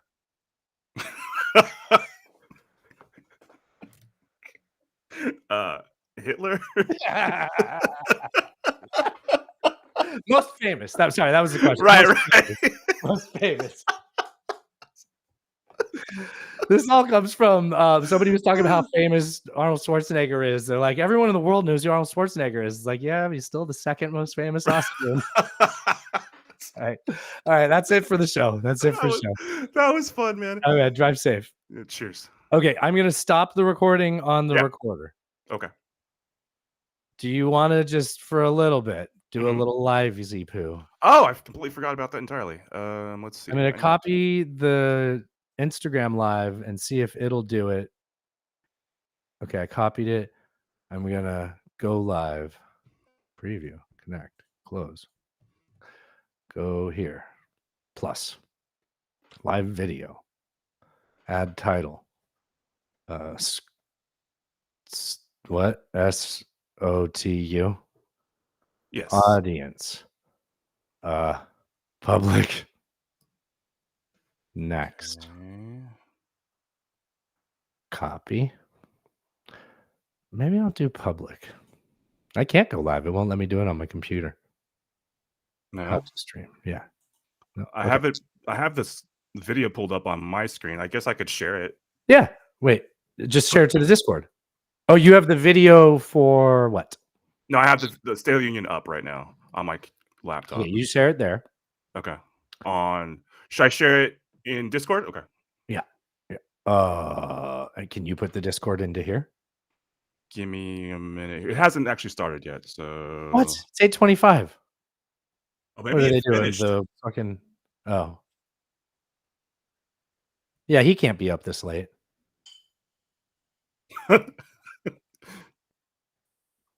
Is it past his bedtime?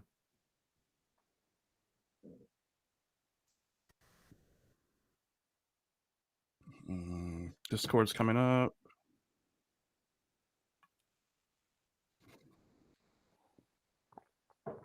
Are you watching the channel? Yeah, and I'm pulling up Discord. I can present on here too, Yeah, and but you it can feels present the like Discord maybe video. it's over. Yeah. Because everybody has childcare issues. You can see it on there, right? Yeah. Okay. This is great.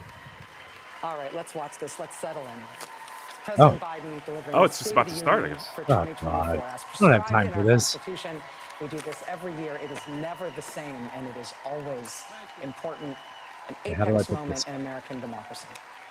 Can you also put this on? Are you going live in the Discord? I'm trying. Yeah, it had to update, so I'm waiting for it to launch.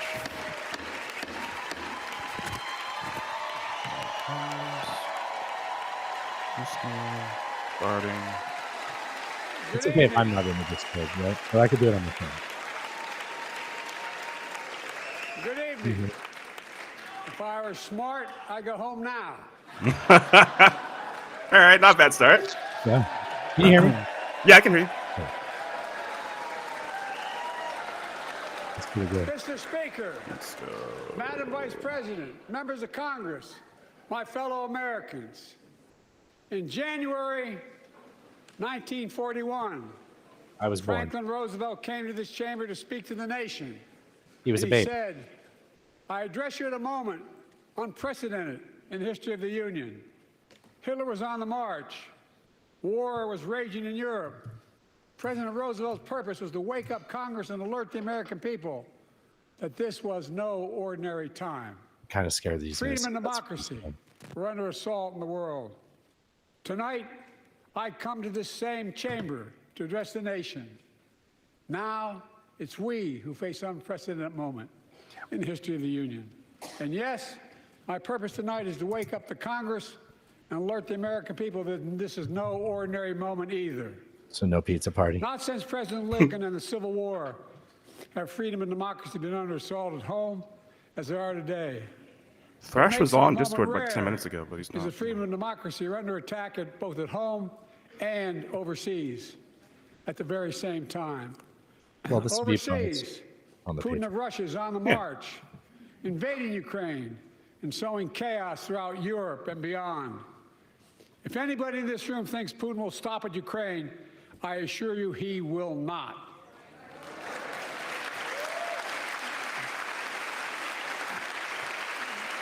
But Ukraine can stop Putin. Not used to applause. Ukraine can stop Putin if we stand with Ukraine and provide the weapons that needs to defend itself. Standing again. Two. No, three if you got the beginning. Oh, he didn't stand. That is Oh, all. because he's not giving the money. That is all Ukraine is asking. They're not asking for American soldiers. In fact, there are no American soldiers at war in Ukraine, and I'm determined to keep it that way. Are we sure about that? But Okay. now, assistance to Ukraine is being blocked by those who want to walk away from our world leadership. It wasn't long ago when a Republican president named Ronald Reagan thundered, Mr. Gorbachev, tear down this wall. Now, Trying to appeal the other side. I see it. If they stand up again and Big Mike doesn't stand up. now my predecessor, Nobody stood up that Oh, time. no, some people did back there. few former people did, yeah. Republican president tells Putin, Can't quote, start. do whatever the hell you want. That's a quote. A former president actually said that. It's kind of early Bowing to be down to a taking Russian shots at leader. I think it's outrageous, it's dangerous, and it's unacceptable. It's really early to turn this into a campaign thing. Yeah. Of course they're not going to stand. A lot of white people. America is a founding member of NATO, the military alliance of democratic nations, created after World War II to prevent war and keep the peace. And today, What's up, we've Thrash? made NATO stronger than ever. Welcome Finland to the alliance. Thrash is last in the year. Discord. I just sent the thing to the group. Just this morning, Sweden officially joined, and their minister is here tonight. So now stand up. Welcome. Welcome, welcome, welcome.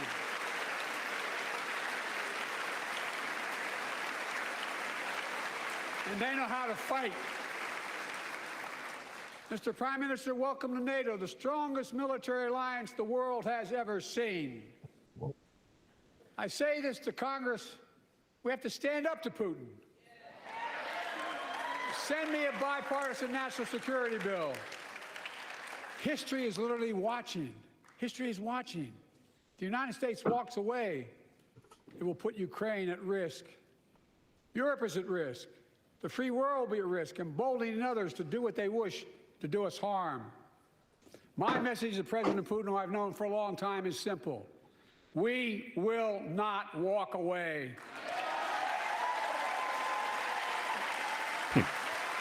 It's cool when everything's on fire and you just walk away. Like, We will not bow down. Right. Big Mike still hasn't stood. I will not bow down. Cool guys don't, Thrash. You're correct. In a literal sense, history is watching. History is watching. She practically is. Just like history watched 3 years ago on January 6th. I'm not sure how they're still keeping her alive, actually. When insurrectionists stormed this very Capitol and placed a dagger to the throat of American democracy. Probably. Many of you are here on that darkest of days. We all saw with our own eyes the insurrectionists were not patriots. They'd come to stop the peaceful transfer of power. Nice. Do a shot. Overturn the will of the people. January 6th lies about the 2020 election and the plots to steal the election posed a gravest threat to U.S. democracy. Where are you guys since the chatting? Civil War. In Discord, But the they Watch Party failed. channel. well, I know that. Okay, well, I got a chat here. America stood. There you are. I heard you. I don't see you in Watch Party, though. America stood I strong started on my phone. and democracy prevailed. There he is. We must Now be you're there. honest. And I got Threat to this. democracy must be defended. Nice. My predecessor and some of you here seek to bury the truth. Now we about got an echo. January 6th. Stop. I will not do that. This is the moment to speak the truth and to bury the lies. Here's the simple truth. You can't love your country only when you win.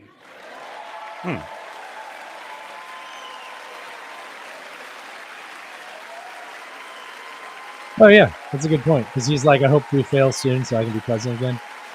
I'm supposed to just chat.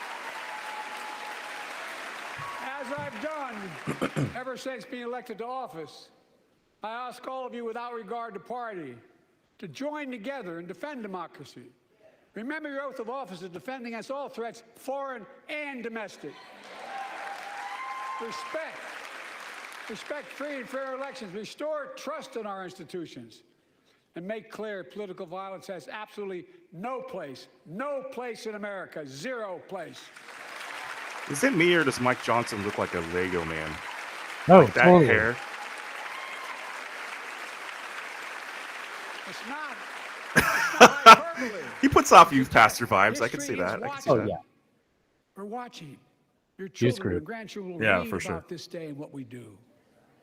History is watching another assault on freedom. Joining us tonight is Latoya Beasley, a social worker in Birmingham, Alabama. 14 months ago, she and her husband welcomed a baby girl thanks to the miracle of IVF. She scheduled treatments to have that second child. Was that on your bingo card? The Alabama Supreme Court shut down IVF treatments across the state, Nice. unleashed by a Supreme Court decision overturning Roe v. Wade. Okay. She was told her dream would have to wait. What her family had got through should never have happened. Unless Congress acts, it could happen again. So tonight, let's stand up for families like hers. To my friends across the aisle, don't keep this waiting any longer. Guarantee the right to AVF. Half the room Guarantee stood it up. nationwide.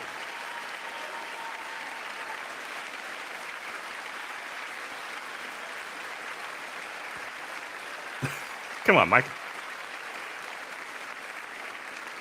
Like most Americans, I believe Roe v. Wade got it right. Whoa, Roe v. Wade? I What thank was that? Vice President Harris for being an incredible leader defending reproductive Yeah, he freedom. knew. And so much more. Old man figures out Discord. Thank you. My predecessor came to office determined to see Roe v. Wade overturned. He's the reason it was overturned, and he brags about it. Look at the chaos that has resulted. Joining us tonight is Kate Cox, the wife and mother from Dallas. She's become pregnant again and had a fetus with a fatal condition. Her doctor told Kate that her own life. It's kind of rough to sit in the audience and hear that story told, right? And him telling it. If she didn't act. Seriously? Because Texas law banned her ability to act. Fucking Kate and her ponders, husband man. had to leave the state to get what she needed. But the family gathering should have never happened as well. But it's happening in too many others. There are state laws banning the freedom to choose, criminalizing doctors, forcing survivors of rape and incest to leave their states to get the treatment they need. Many of you in this chamber I won't get catty. and my predecessor are promising to pass a national ban on reproductive freedom. My God, what freedom else would you take away? Look, it's a decision to overturn Roe v. Wade. The Supreme Court majority wrote the following. And with all due respect, justices. He's going to be really women are annoying not for without people on the YouTube video because it's not picking up the Discord audio. Excuse me, electoral or political power. You're about to realize how much you're right about that. That's fair, Trash. That's fair.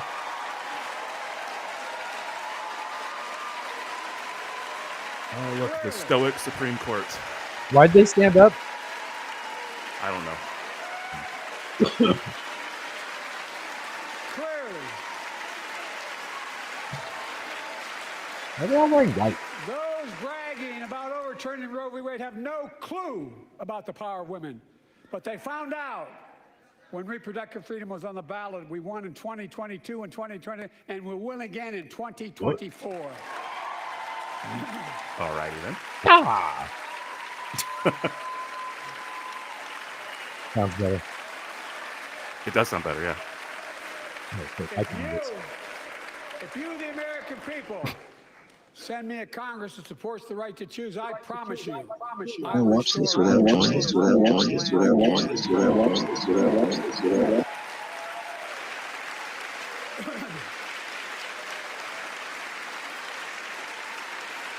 Folks, America cannot go back. How's that? I'm here tonight to show what I believe is the way forward, because I know how far we come. 4 Guess years what? ago next week, before I came to office, the country was hit by the I worst just texted you, pandemic Dustin. and the worst economic crisis in a century. When he said come, I said, Remember guess the what? fear, record losses. Remember the spikes in crime and the murder rate, raging virus that took more than 1 million American lives of loved ones, millions left behind. A mental health crisis of isolation and loneliness. A president, my predecessor, failed the most basic presidential duty that he owes to American people, the duty to care.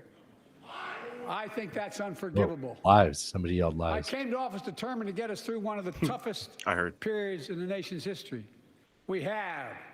It doesn't make news, but news in 1,000 cities and towns, the American people are writing the greatest comeback story never told. Is Mike nodding his head? Is that an agreement? He was nodding his head, Tell yeah. the story here. Tell it here and now.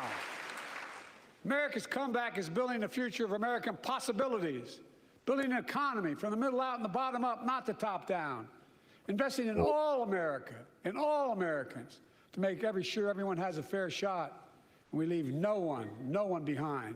That's an old line. The pandemic Like- no longer controls our lives. The vaccine that saved us from COVID are now being used to beat cancer, turning setback into comeback. That's what America does. Ooh. That's what Setback into comeback.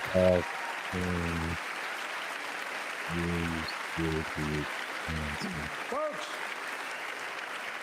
mRNA the economy vaccines is on the brink. might help cancer, Now not our COVID. economy is literally the envy of the world. Yeah. 15 million new jobs in just 3 years, a record, a record.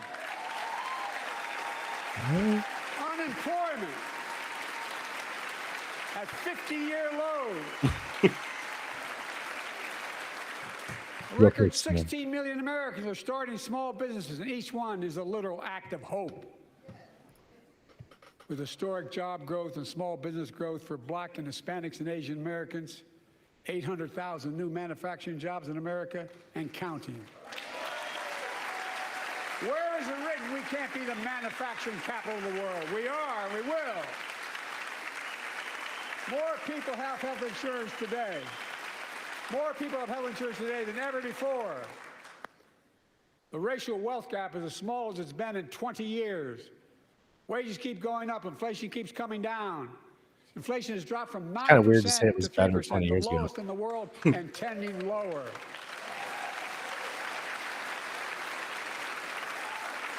The landing is and will be soft. Hey, that's a promise. And now, instead of importing foreign products and exporting American jobs, we're exporting American products and creating American jobs. Stand up. Right here in America, where they belong. Yeah, they stand up. Why are they wearing white? It's after Labor Day. Yeah, I don't know what's up with that either. And it takes time, but the American people are beginning to feel it. Consumer studies show consumer confidence is soaring. Buy America has been the law of the land since the 1930s. Past administrations, including my predecessor, including some Democrats as well in the past, failed to buy American. Not anymore. On my watch, federal projects that you fund, like helping build American roads, bridges, and highways, will be made with American products and built by American workers.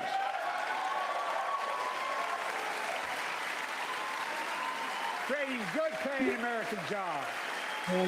Still no Taylor Swift reference. That's good. And thanks to our Chips and Science Act, Chips and salsa. the United States is investing more in research and development than ever before. During the pandemic, a shortage of semiconductors, chips, that drove up the price of everything from cell phones to automobiles. And by the way, we invented those chips right here in America. Well, instead of having to import them, private companies are now investing billions of dollars to build new chip factories here in America, creating tens of thousands of jobs. Many of those jobs paying $100,000 a year and don't require a college degree. Did Trash say something? Yeah, you can't hear? No. But I have it connected to here, so I don't understand why. Okay. In fact, my policies have attracted $650 billion in private sector investment in clean energy, advanced manufacturing, creating tens of thousands of jobs here in America. America.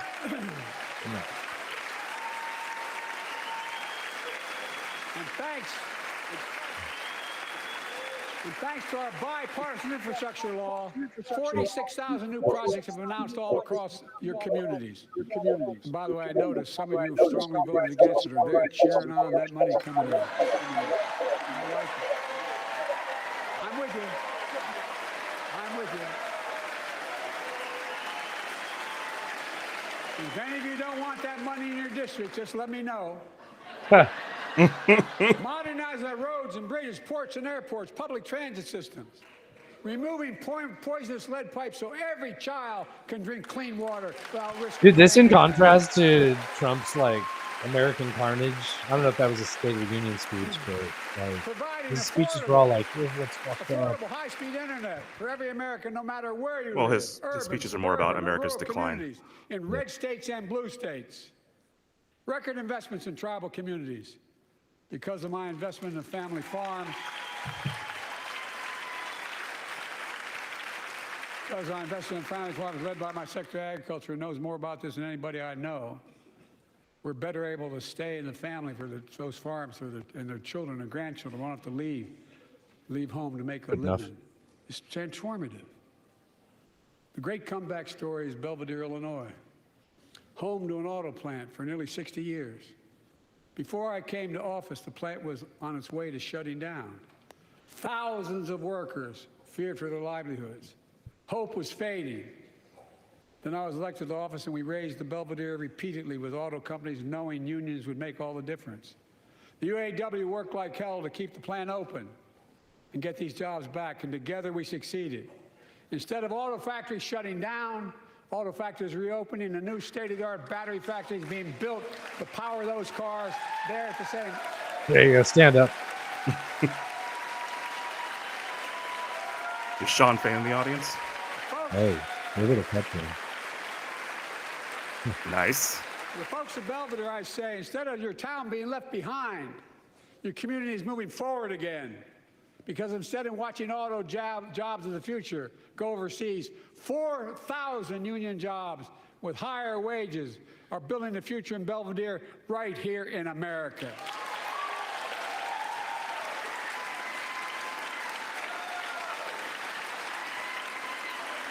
This is obviously like really well rehearsed. Is UAW President Sean Yeah, Fain, there hasn't really been any great fan and a flubs, great I would labor leader. say. Sean, where are you? Major ones. Stand up. Okay. There's a guy on. There he is.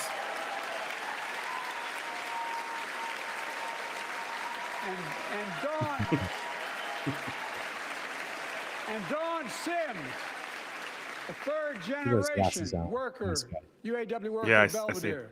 Sean, I was proud to be the first president to stand on the picket line, and today, Dawn has a good job in her hometown, providing stability for her family and pride and dignity as well. Showing once again, Wall Street didn't build America. They're not bad guys. They didn't build it, though. The middle class built the country, and unions built the middle class. Whoa.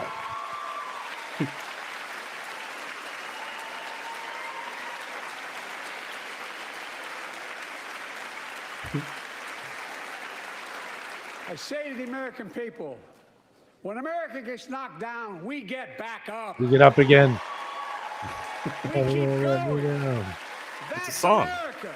Yeah. That's you, the American people. It's because of you America's coming back. It's because of you our future is brighter. It's because of you that tonight we can proudly say the state of our union is strong and getting stronger. Yeah.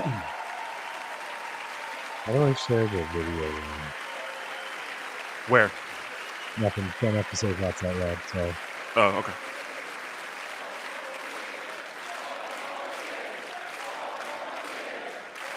One more year. Mm-hmm. Tonight, I want to talk about the future of possibilities that we can build together. A future where the days of trickle-down economics are over, and the wealthy and the biggest corporations no longer get all the tax breaks. And by the way, I understand corporations. I come from a state that has more corporations invested than every one of your states in the That's state a good line. combined. And I represented it for 36 Dude, he's years. I'm not anti-corporation. Kind of nailing this. But I grew up Stop. It's pretty good so in a far. home where trickle-down economics didn't put much on my dad's kitchen table.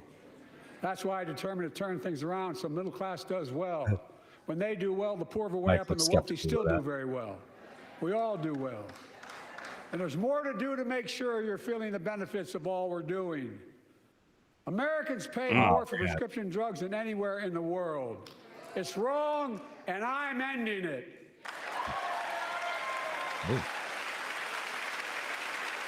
Yeah.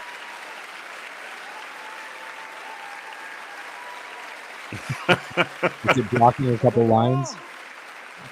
What I propose and sign. Oh, no pun Not one intended. of you Republican buddies voted for it. We finally beat Big Pharma. Instead of paying $400 a month or thereabouts for insulin with diabetes, and it only costs $10 to make, they only get paid $35 a month now and still make a healthy profit. And I want to, but what to do next? I want to cap the cost of insulin at $35 a month for every American who needs it. Everyone. Every free insulin for everyone. For years, people have talked about it, but finally we got it done and gave Medicare the power to negotiate lower prices on prescription drugs, just like the VA is able to do for veterans. Oh. That's not just saving seniors money, it's saving taxpayers money. We cut the federal deficit by $160 billion. I agree completely. Come on, Bernie. You don't got to wear a mask in there. He didn't wear a mask for Jimmy Kimmel or whoever he was on there. This year, Right. Medicare is negotiating lower prices for some of the costly drugs in the market.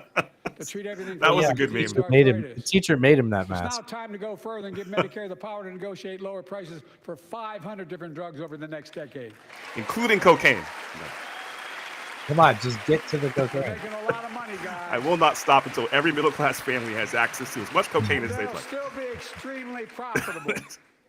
Will not only save lives, it will Right. save taxpayers another $200 billion. Starting next year, the same law caps total prescription drug costs for seniors on Medicare at $2,000 a year, even for expensive cancer drugs that cost $10,000, $12,000, $15,000. I want to cap Yep. prescription drug costs at $2,000 a year for everyone. Yeah, but also he's talking about capping drugs where we don't I'm have going the to get in funding trouble for for this saying that, but program. if you want to get an Air Force One and fly to Toronto, Berlin, Moscow, even Moscow, probably. And bring your prescription with you, and I promise you I'll get it for you for 40% the cost you're paying now. Same company, same drug, same place. Even Moscow. Folks, the Affordable Care Act, the old Obamacare, is still a very big deal. I feel like he handled that Moscow thing well, but that should not have happened. Like, That should not have that was happened, the yeah. countries, like it shouldn't be the fourth one you said. Over Right. 100 million of you can no longer be denied health insurance because of pre-existing condition. Well, my predecessor and many in this chamber want to take this prescription drug away by repealing Affordable Care Act. I'm not going to let that happen. Here we go. That definitely should have been on the bingo card. Stop you again. In fact, I'm not only protecting it, I'm expanding it. The enacted tax credits of $800 per person per year reduce health care costs for millions of working families. That tax credit expires next year. I want to make that savings permanent. Just to be safe. Yeah. Get your recognition. To state the obvious, women are more than half our population, but research on women's health has always been underfunded. It is. That's You why can see we're this? launching the first ever White House initiative on women's health research, led by Jill, doing an incredible job as First Lady.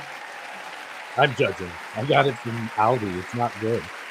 He drinks directly out of the box throughout the show. It's his thing. Yeah, I just don't want to dirty up a cup, you know. So pass my plan for $12 billion to transfer women's health research and benefit millions of lives all across America. I know the cost of housing is so important to you. If inflation keeps coming down, mortgage rates will come down as well, and the Fed acknowledges that. But I'm The not thing on the waiting. left is I want to provide an annual tax credit What? that will give Americans $400 a month for the next 2 years as mortgage rates come down, to put toward their mortgages when they buy their first home, Damn or it. trade up for a little more space. Just for 2 years. new. Okay, good. So when I was talking in the show about momentum's move to the left in England, the thing that they blame that on is And my administration is also eliminating title insurance what? on federally backed mortgages. I was just I When want you to hear you say. refinance your home, you can save $1,000 or more as a consequence. So what For they millions blame of it on renters, of the popularity on the cracking left down on in big England, landlords who and I was use just saying that as like a using yardstick antitrust- who for break the antitrust 2016 laws election and maybe by an price fixing indicator in and driving up 2024. rents. What's motivated a lot of people We've on the cut red left to tape move that way from the so center builders can get federally was financing, which is already moves helping towards build help a record in 1.7 homeownership. million Yeah. new housing units nationwide. And I was like, I don't know how you do that in the U.S. And he just made promises. So Now pass and build and renovate 2 million affordable homes and bring those rents down. yeah. And then people say he wants 15-minute cities. To remain the strongest economy in the world, we need to have the best education system in the world. Okay. And I suspect all of Hey, you Way's here now. Way's in the group. want to in the give Discord. every child, Hello, a good hello. start by providing access to preschool for 3 and 4 years old. You know, I pointed out last year.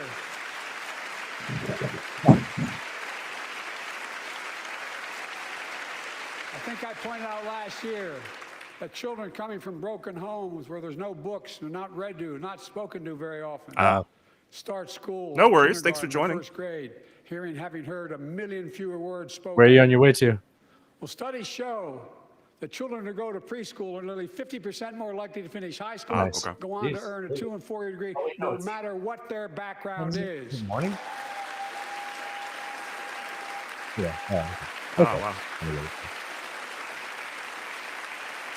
Where are you going? What are you doing? He's at school. A year and a half ago with the leaders of the Business Roundtable.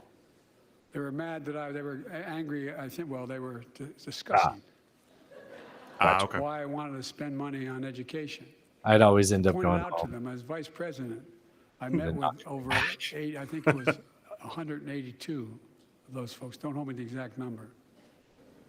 Yeah. By the time you I asked got them there what and came they back, need it wouldn't be most, worth it. Yeah. The CEOs. And you've had the same experience on both sides, Al. They say a better educated workforce, right? So I looked at them and I say, I come from Delaware. DuPont used It's to be Friday. the largest corporation in the world. God, I was And every new enterprise they bought, they educated the workforce to that enterprise. How's Friday been, Way? None of you do that anymore. Why are you angry with me providing you the opportunity for the best educated workforce? Yeah, I'm trying to say, like, is it a good day? Should I wake up tomorrow optimistically? Right. I want to expand high-quality tutoring and summer learning to see that every child learns to read. Well, that can be a good thing. Well, that's good. I'll take an unremarkable Friday. Yeah. Oh, they stood up again. He does. I'm also Did it sound connecting local possible? businesses and high schools. What? So students get hands-on experience and a path to good-paying job, whether or not they go to college. And I want to make sure that college is more affordable. Good. Let's continue increasing the Pell Grants to working and middle-class families and increase record investments in HBCUs, minority-serving institutions, including Hispanic institutions. Nice. Yeah. Not common. And I was told I couldn't universally just change the way in which we dealt with student loans. I fixed 2 student loan programs that already existed to reduce the burden of student debt. So Thrash is playing bingo. Are you close on anything? Nurses, firefighters, and others in public service. Like Keenan Jones. Oh, you're going to get that one, the second one for sure. Yeah, he said there's nothing we can't do. Keenan, thank you. Yeah, that was early. He's educated hundreds of students so they can go to college. Now he's able to help after debt forgiveness. Moscow's really close. It is pretty close. Yeah, let's see. I bet you can get a better one. And folks, look.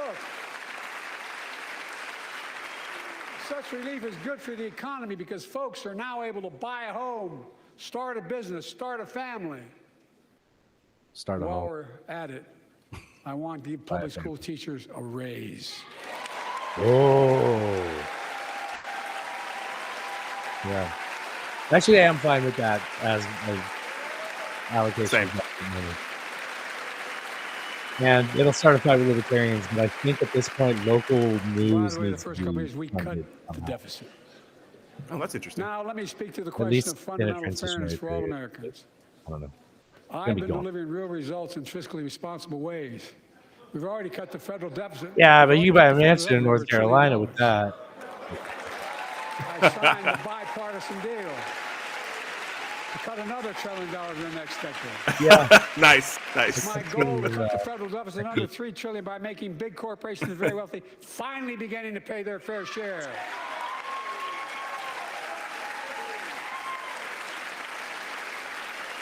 Yeah, that's definitely done with it. I'm a capitalist. If you want to make or can make $1 million or millions of bucks, that's great. Not yet. Pay your fair share in I taxes. haven't.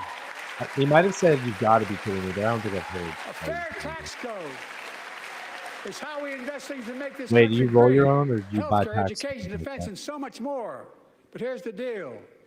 The last administration enacted a $2 trillion tax cut, overwhelmingly benefit the topping 1%, the very wealthy and the biggest corporations, and exploded the federal deficit. They added more to the those are national useful debt than any skills. presidential term in American history. Check the numbers. Folks at home, does anybody really think the tax code is fair? Do you really think the wealthy and big corporations need another $2 trillion tax break? I sure don't. I'm going to keep fighting like hell to make it fair. Under my plan, nobody earning less than $400,000 a year will pay additional penny in federal tax. Pay for. Nobody, not one penny. And they haven't yet. In fact, the child tax credit I passed during the pandemic cut taxes for millions of working families and cut child poverty in half. Man, if you said cut a child in half, I would have been epic. No child should go hungry in this country. The way to make the tax code fair is to make big corporations and the very wealthy begin to pay their fair share. Remember in 2020, 55 of the biggest companies in America made $40 billion and paid zero in federal income tax. Zero. I wouldn't fund Not dick. anymore. Thanks to the law I wrote and we signed, big companies have to pay a minimum of 15%. But that's still less than working people pay in federal taxes. It's time to raise corporate minimum tax to at least 21%.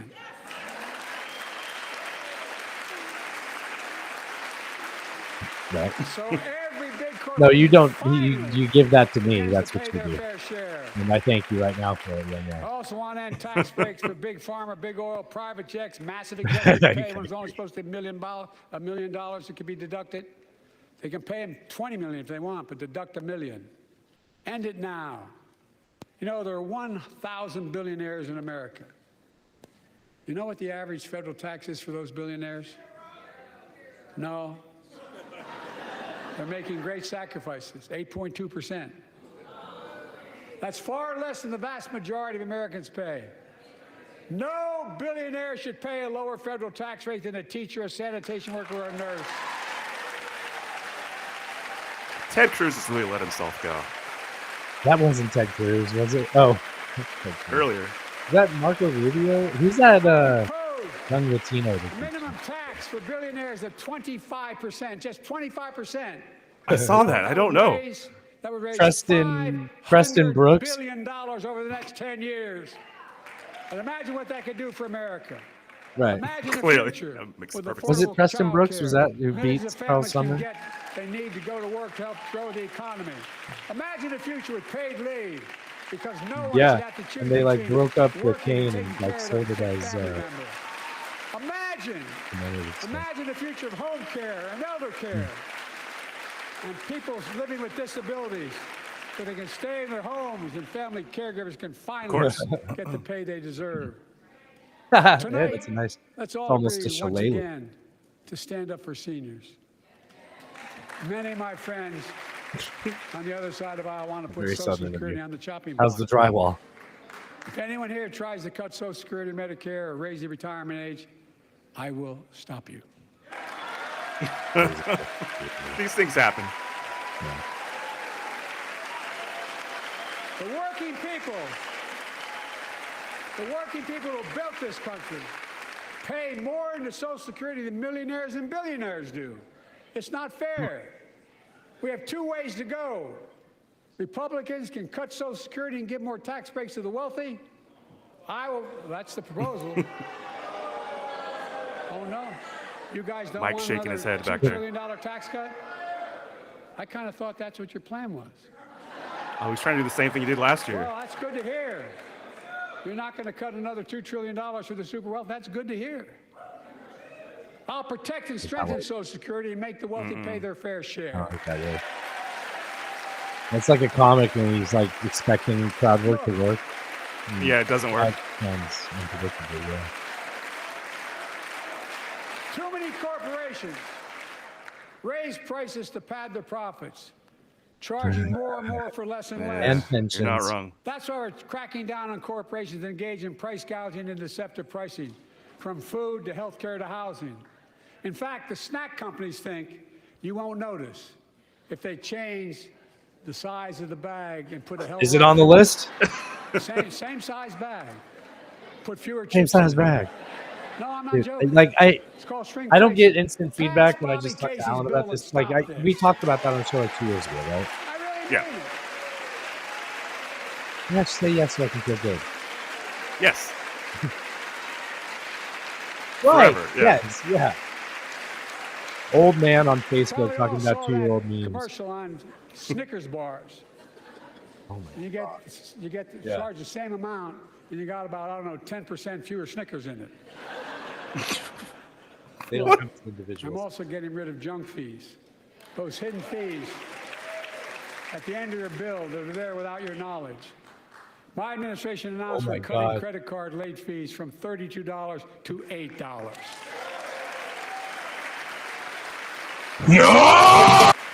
Banks and credit card companies are allowed to charge It's a what lot it of costs Snickers. collection. And that's more a hell of a lot like $8 and 30 some dollars. They don't like it. Credit card It was companies don't loud. like it. But I'm saving American families $20 billion a year with all the junk fees I'm eliminating. Yeah. Folks at home, that's why the banks are so mad. It's $20 billion in profit. I'm not stopping there.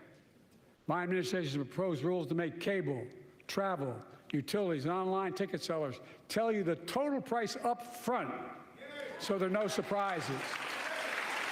It matters. It matters. That's really good So talk, does too. this. Yes. Really. In November, my team began serious negotiation with a bipartisan group of senators. The result was a bipartisan bill with the toughest set of border security reforms we've ever seen. Oh, here we go. Oh, you don't think so? Oh, you don't like that bill, huh? That conservatives got together and said it was a good bill? I'll be darned. That's amazing.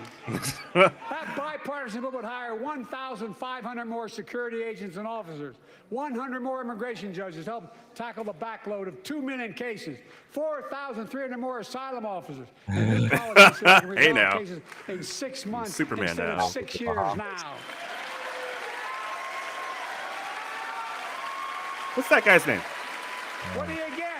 He's the one that negotiated that bill Thank for the conservatives. Thankford from Oklahoma. Yeah, I think so. Yeah, yeah. 100 more high-tech drug detection machines to significantly increase the ability to screen and stop vehicles smuggling fentanyl into America. That's killing thousands of children. Was fentanyl on your card? This bill would save lives. And Why we ordered fentanyl, the not border. cocaine?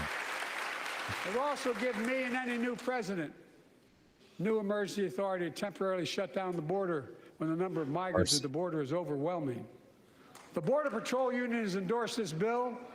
The Federal Chamber of Commerce is, yeah. You're saying low. Look at the facts. I know Improving well. you know how to read. Okay. I believe that given the opportunity for a majority in the House and Senate would endorse the bill as well, a majority right now. But unfortunately, politics has derailed this bill so far. I'm told my predecessor called members of Congress in the Seat's Senate to uncomfortable demand they back block the bill. He is. He feels political win. He viewed it as a political win for me, and Oh, political win for him. It's not God. about him. It's not about Had to me. reposition. I'd be a winner. There you go. DB. Not Yes, really.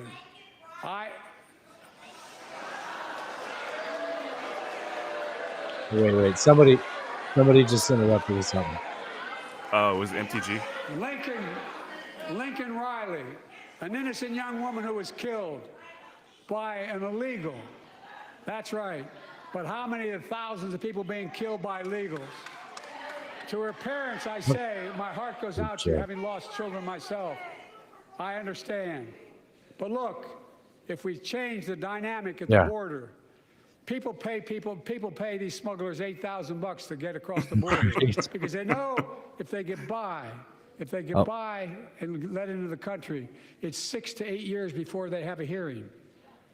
And it's worth it taking the chance of the $8,000. But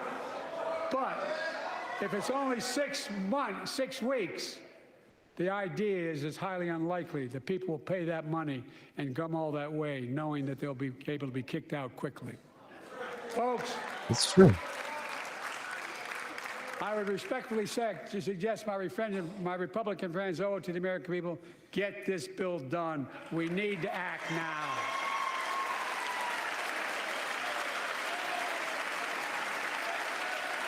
Nice. What do you got? Are you blocked?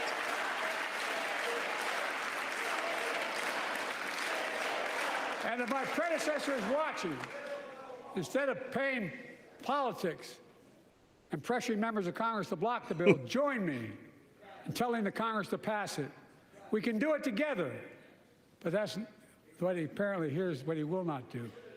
I will not demonize immigrants saying they are poison in the blood of our country. I will not separate families. This was well crafted. Yeah. I will not ban people because of their faith. Unlike my predecessor on my first day in office, I introduced a comprehensive bill to fix our immigration system. Take a look at it. It has all these and more. Secure the border. Provide a pathway to citizenship for dreamers, and so much more. But unlike my predecessor, I know who we are as Americans. We're the only nation in the world with a heart and soul that draws from old and new. Home to Native Americans, whose ancestors have been here for thousands of years. Home to people of from every place on earth. They came freely. Some came in chains. Some came when famine struck, like my ancestral family in Ireland. Some to flee persecution, to chase dreams that are impossible anywhere but here in America. That's America. And we all come from somewhere, but we're all American.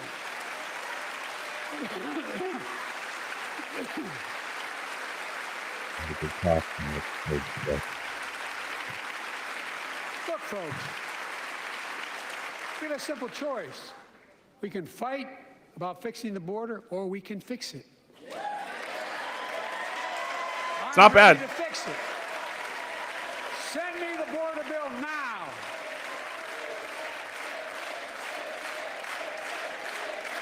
Fix it, fix it. Oh my God. We got a Bob the Builder chant going on over here. Oh, he's sweet. Happened 59 years ago today in Selma, Alabama. Hundreds of foot soldiers for justice marched across the Edmund Pettus Bridge. Say you were there, Joe. Named after the Grand Dragon of the Ku Klux Klan, to claim their fundamental right to vote. They were beaten. They were bloody and left for dead. Our late friend and former colleague, John Lewis, was on that march. We miss him.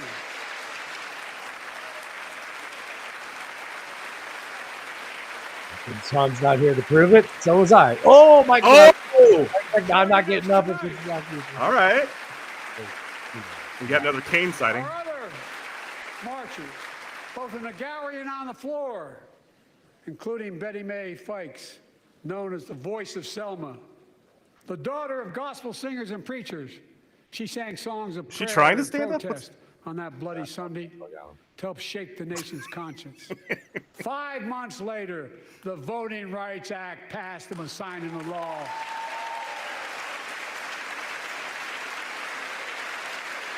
Thank you. Thank you, thank you, thank you. DHS and ICE's DHS and ICE's websites were down during the Soviet Union. Really? Yeah, causing them. I mean, this is from Atlas. They're usually like 4 hours But behind. 59 years later, their forces taking us back in time. Voter suppression, election subversion, unlimited dark money, extreme gerrymandering. John Lewis was a great friend to many of us here. But if you truly want to honor him and all the heroes who marched with him, then it's time to do more than talk. Pass the Freedom to Vote Act, the John Lewis Voting Right Act. Touching this at the time. If the king didn't stand up, there is a And standing. stop denying another core value of America, our diversity across American life. Banning books. He looks gray, right? Instead of erasing history, let's make history. A little bit, I want to yeah. protect fundamental rights. Pass the Equality Act. And my message to Can you wrap this up? Americans, I've got to know, get right? dinner and I edit have the your show. back. Pass the PRO Act for workers' rights. No, do not like the Pro Act. Raise the federal minimum wage because every worker has a right to a decent living more than $7 an hour. We're also making history by confronting the climate crisis, not denying it. I don't think any What? of you think there's no longer a Yeah, climate it's crazy crisis. low. At least I hope you don't. Like I'm that was taking the most state significant minimum wage in action ever on California climate in the in history like of the world. 2002. I'm cutting our But this carbon federal's emissions in always half been by way behind 2030. the states. Creating tens of thousands of clean energy jobs, like the IBW workers building and installing 500,000 electric vehicle charging stations. Fair. I think the Conserving minimum wage has been 30% improved in of places where they want it to Americans' be. lands and waters by 2030. Yeah. And taking action on environmental justice, fence line communities smothered Can't by hear. the legacy of pollution. I think Pattern minimum wage where I after the live is Peace like Corps and 15 or America 16 bucks an Corps, hour. I launched the Climate Corps to put 20,000 young people to work in the forefront of our clean energy future. Yeah, it's fair. I'll Yeah. triple that number in a decade. A weird smile. Yeah. To state the obvious, all Americans deserve the freedom to be safe. And America is safer today than when I took office. Year before I took office, murder rates went up 30%. 30% they went up. The biggest increase in history. It was then. I couldn't make that out. My American Rescue Plan, which every American voted against, I might add. We That made was the not a largest planned interruption investment like the in public previous one. safety ever. Last year, the murder rate saw the sharpest decrease in history. Violent crime fell to one of its lowest levels in more than 50 years. But we have more to do. We have to help cities invest in more community police officers, more mental health workers, more community violence intervention. Give communities the tool to crack down on gun crime, retail crime, and carjacking. Keep building trust as they've been doing by taking executive action on police reform. That's pretty wild. Fine. And calling for it to be the law of the land. Huh. Directing Yeah, my he's cabinet not to review the processing federal that. classification of marijuana and expunging thousands of convictions for the mere possession, because no I one don't should be jailed for simply think using somebody or from having that it on their had record. processed that, especially right now. Can you? Shit. Her standing up for that is kind of a bit, Take on crimes What of was it for? domestic violence.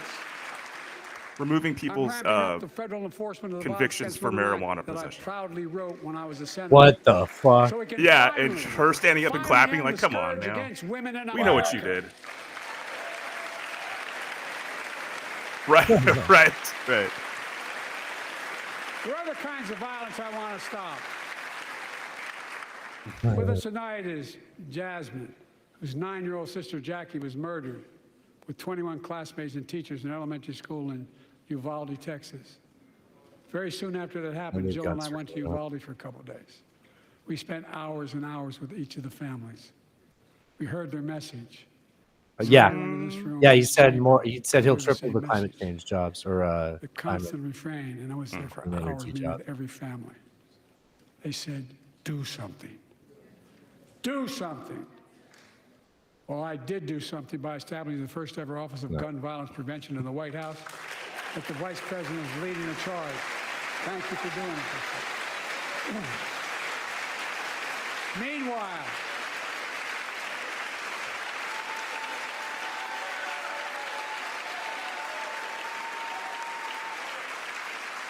Meanwhile, my predecessor told the NRA he's proud he did nothing on guns when he was president. Oh. After Well, he another did say shooting in that. Iowa recently, he said, Oh, yeah, it's a "When lie that's that he too didn't much, do. Yes, just get yeah, over it." 100%. Yep. There's his That's quote. in bump stock. Just get over it. I say, stop it. Stop it, stop it, stop it.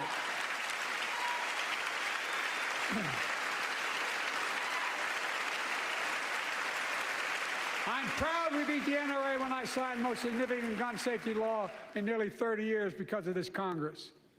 We now must beat the NRA again. I'm demanding a ban on assault weapons and high-capacity magazines.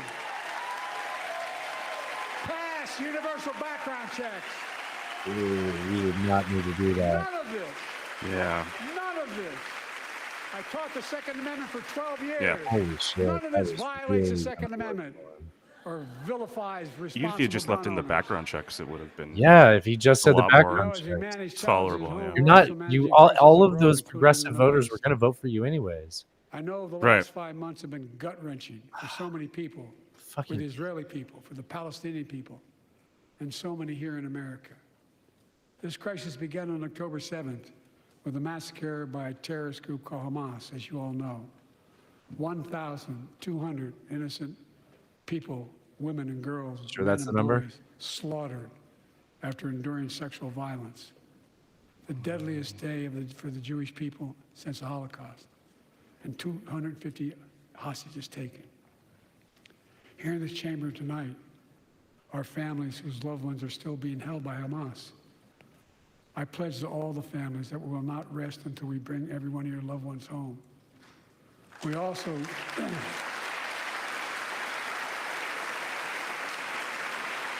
Oh, he stood up.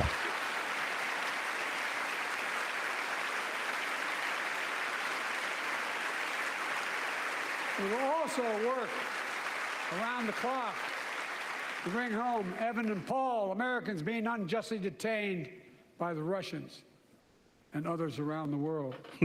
Oh. Israel has the right to go after Hamas. Hamas ended this conflict by releasing hostages, Eliminate laying Hamas. down arms, could end it by releasing the hostages, laying down arms, and surrendering those responsible for October 7th. What just happened Israel there?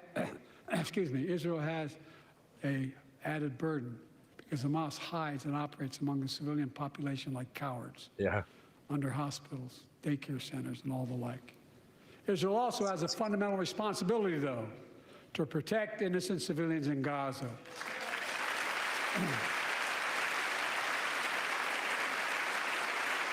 This war Yeah. has taken a greater toll on innocent civilians than all previous wars in Gaza combined. More than 30,000 Palestinians have been killed, most of whom are not Hamas. Thousands and thousands of innocents, women and children, girls and boys, also orphaned. Nearly 2 million more Palestinians under bombardment or displacement. Homes destroyed, neighborhoods in rubble, cities in ruin. Families without food, water, medicine. It's heartbreaking. I've been working nonstop to establish an immediate ceasefire that would last Oh, there it is. for 6 weeks to Got get it. all the prisoners. Does that give you a bingo? All the hostages released. To get the hostages home. God damn it. I want to go And edit. ease the So As close. soon as you the get bingo, I'm humanitarian leaving. crisis and build toward an enduring, something more enduring. The United States has been leading international efforts to get more humanitarian assistance to Gaza. Cute little signs. Tonight, Dumb they match. I'm directing the U.S. military Yeah. to lead an emergency mission to establish a temporary pier in the Mediterranean on the coast of Gaza that can receive large shipments carrying food, water, medicine, and temporary shelters. No U.S. boots will be on the ground. A temporary pier will enable a massive increase in the amount of humanitarian assistance getting into Gaza every day. Yeah. Oh, There we go. Guys, I'm going to go edit. I got to eat. I'm so And sorry. Israel must do its no part. worries. All right. I will talk to you later. Israel All right. must Hey. allow more aid in the Bye. Gaza to ensure I'm gonna humanitarian end the, workers aren't caught in the crossfire. Google call, then it'll just be in Discord. They're announcing they're going to All right.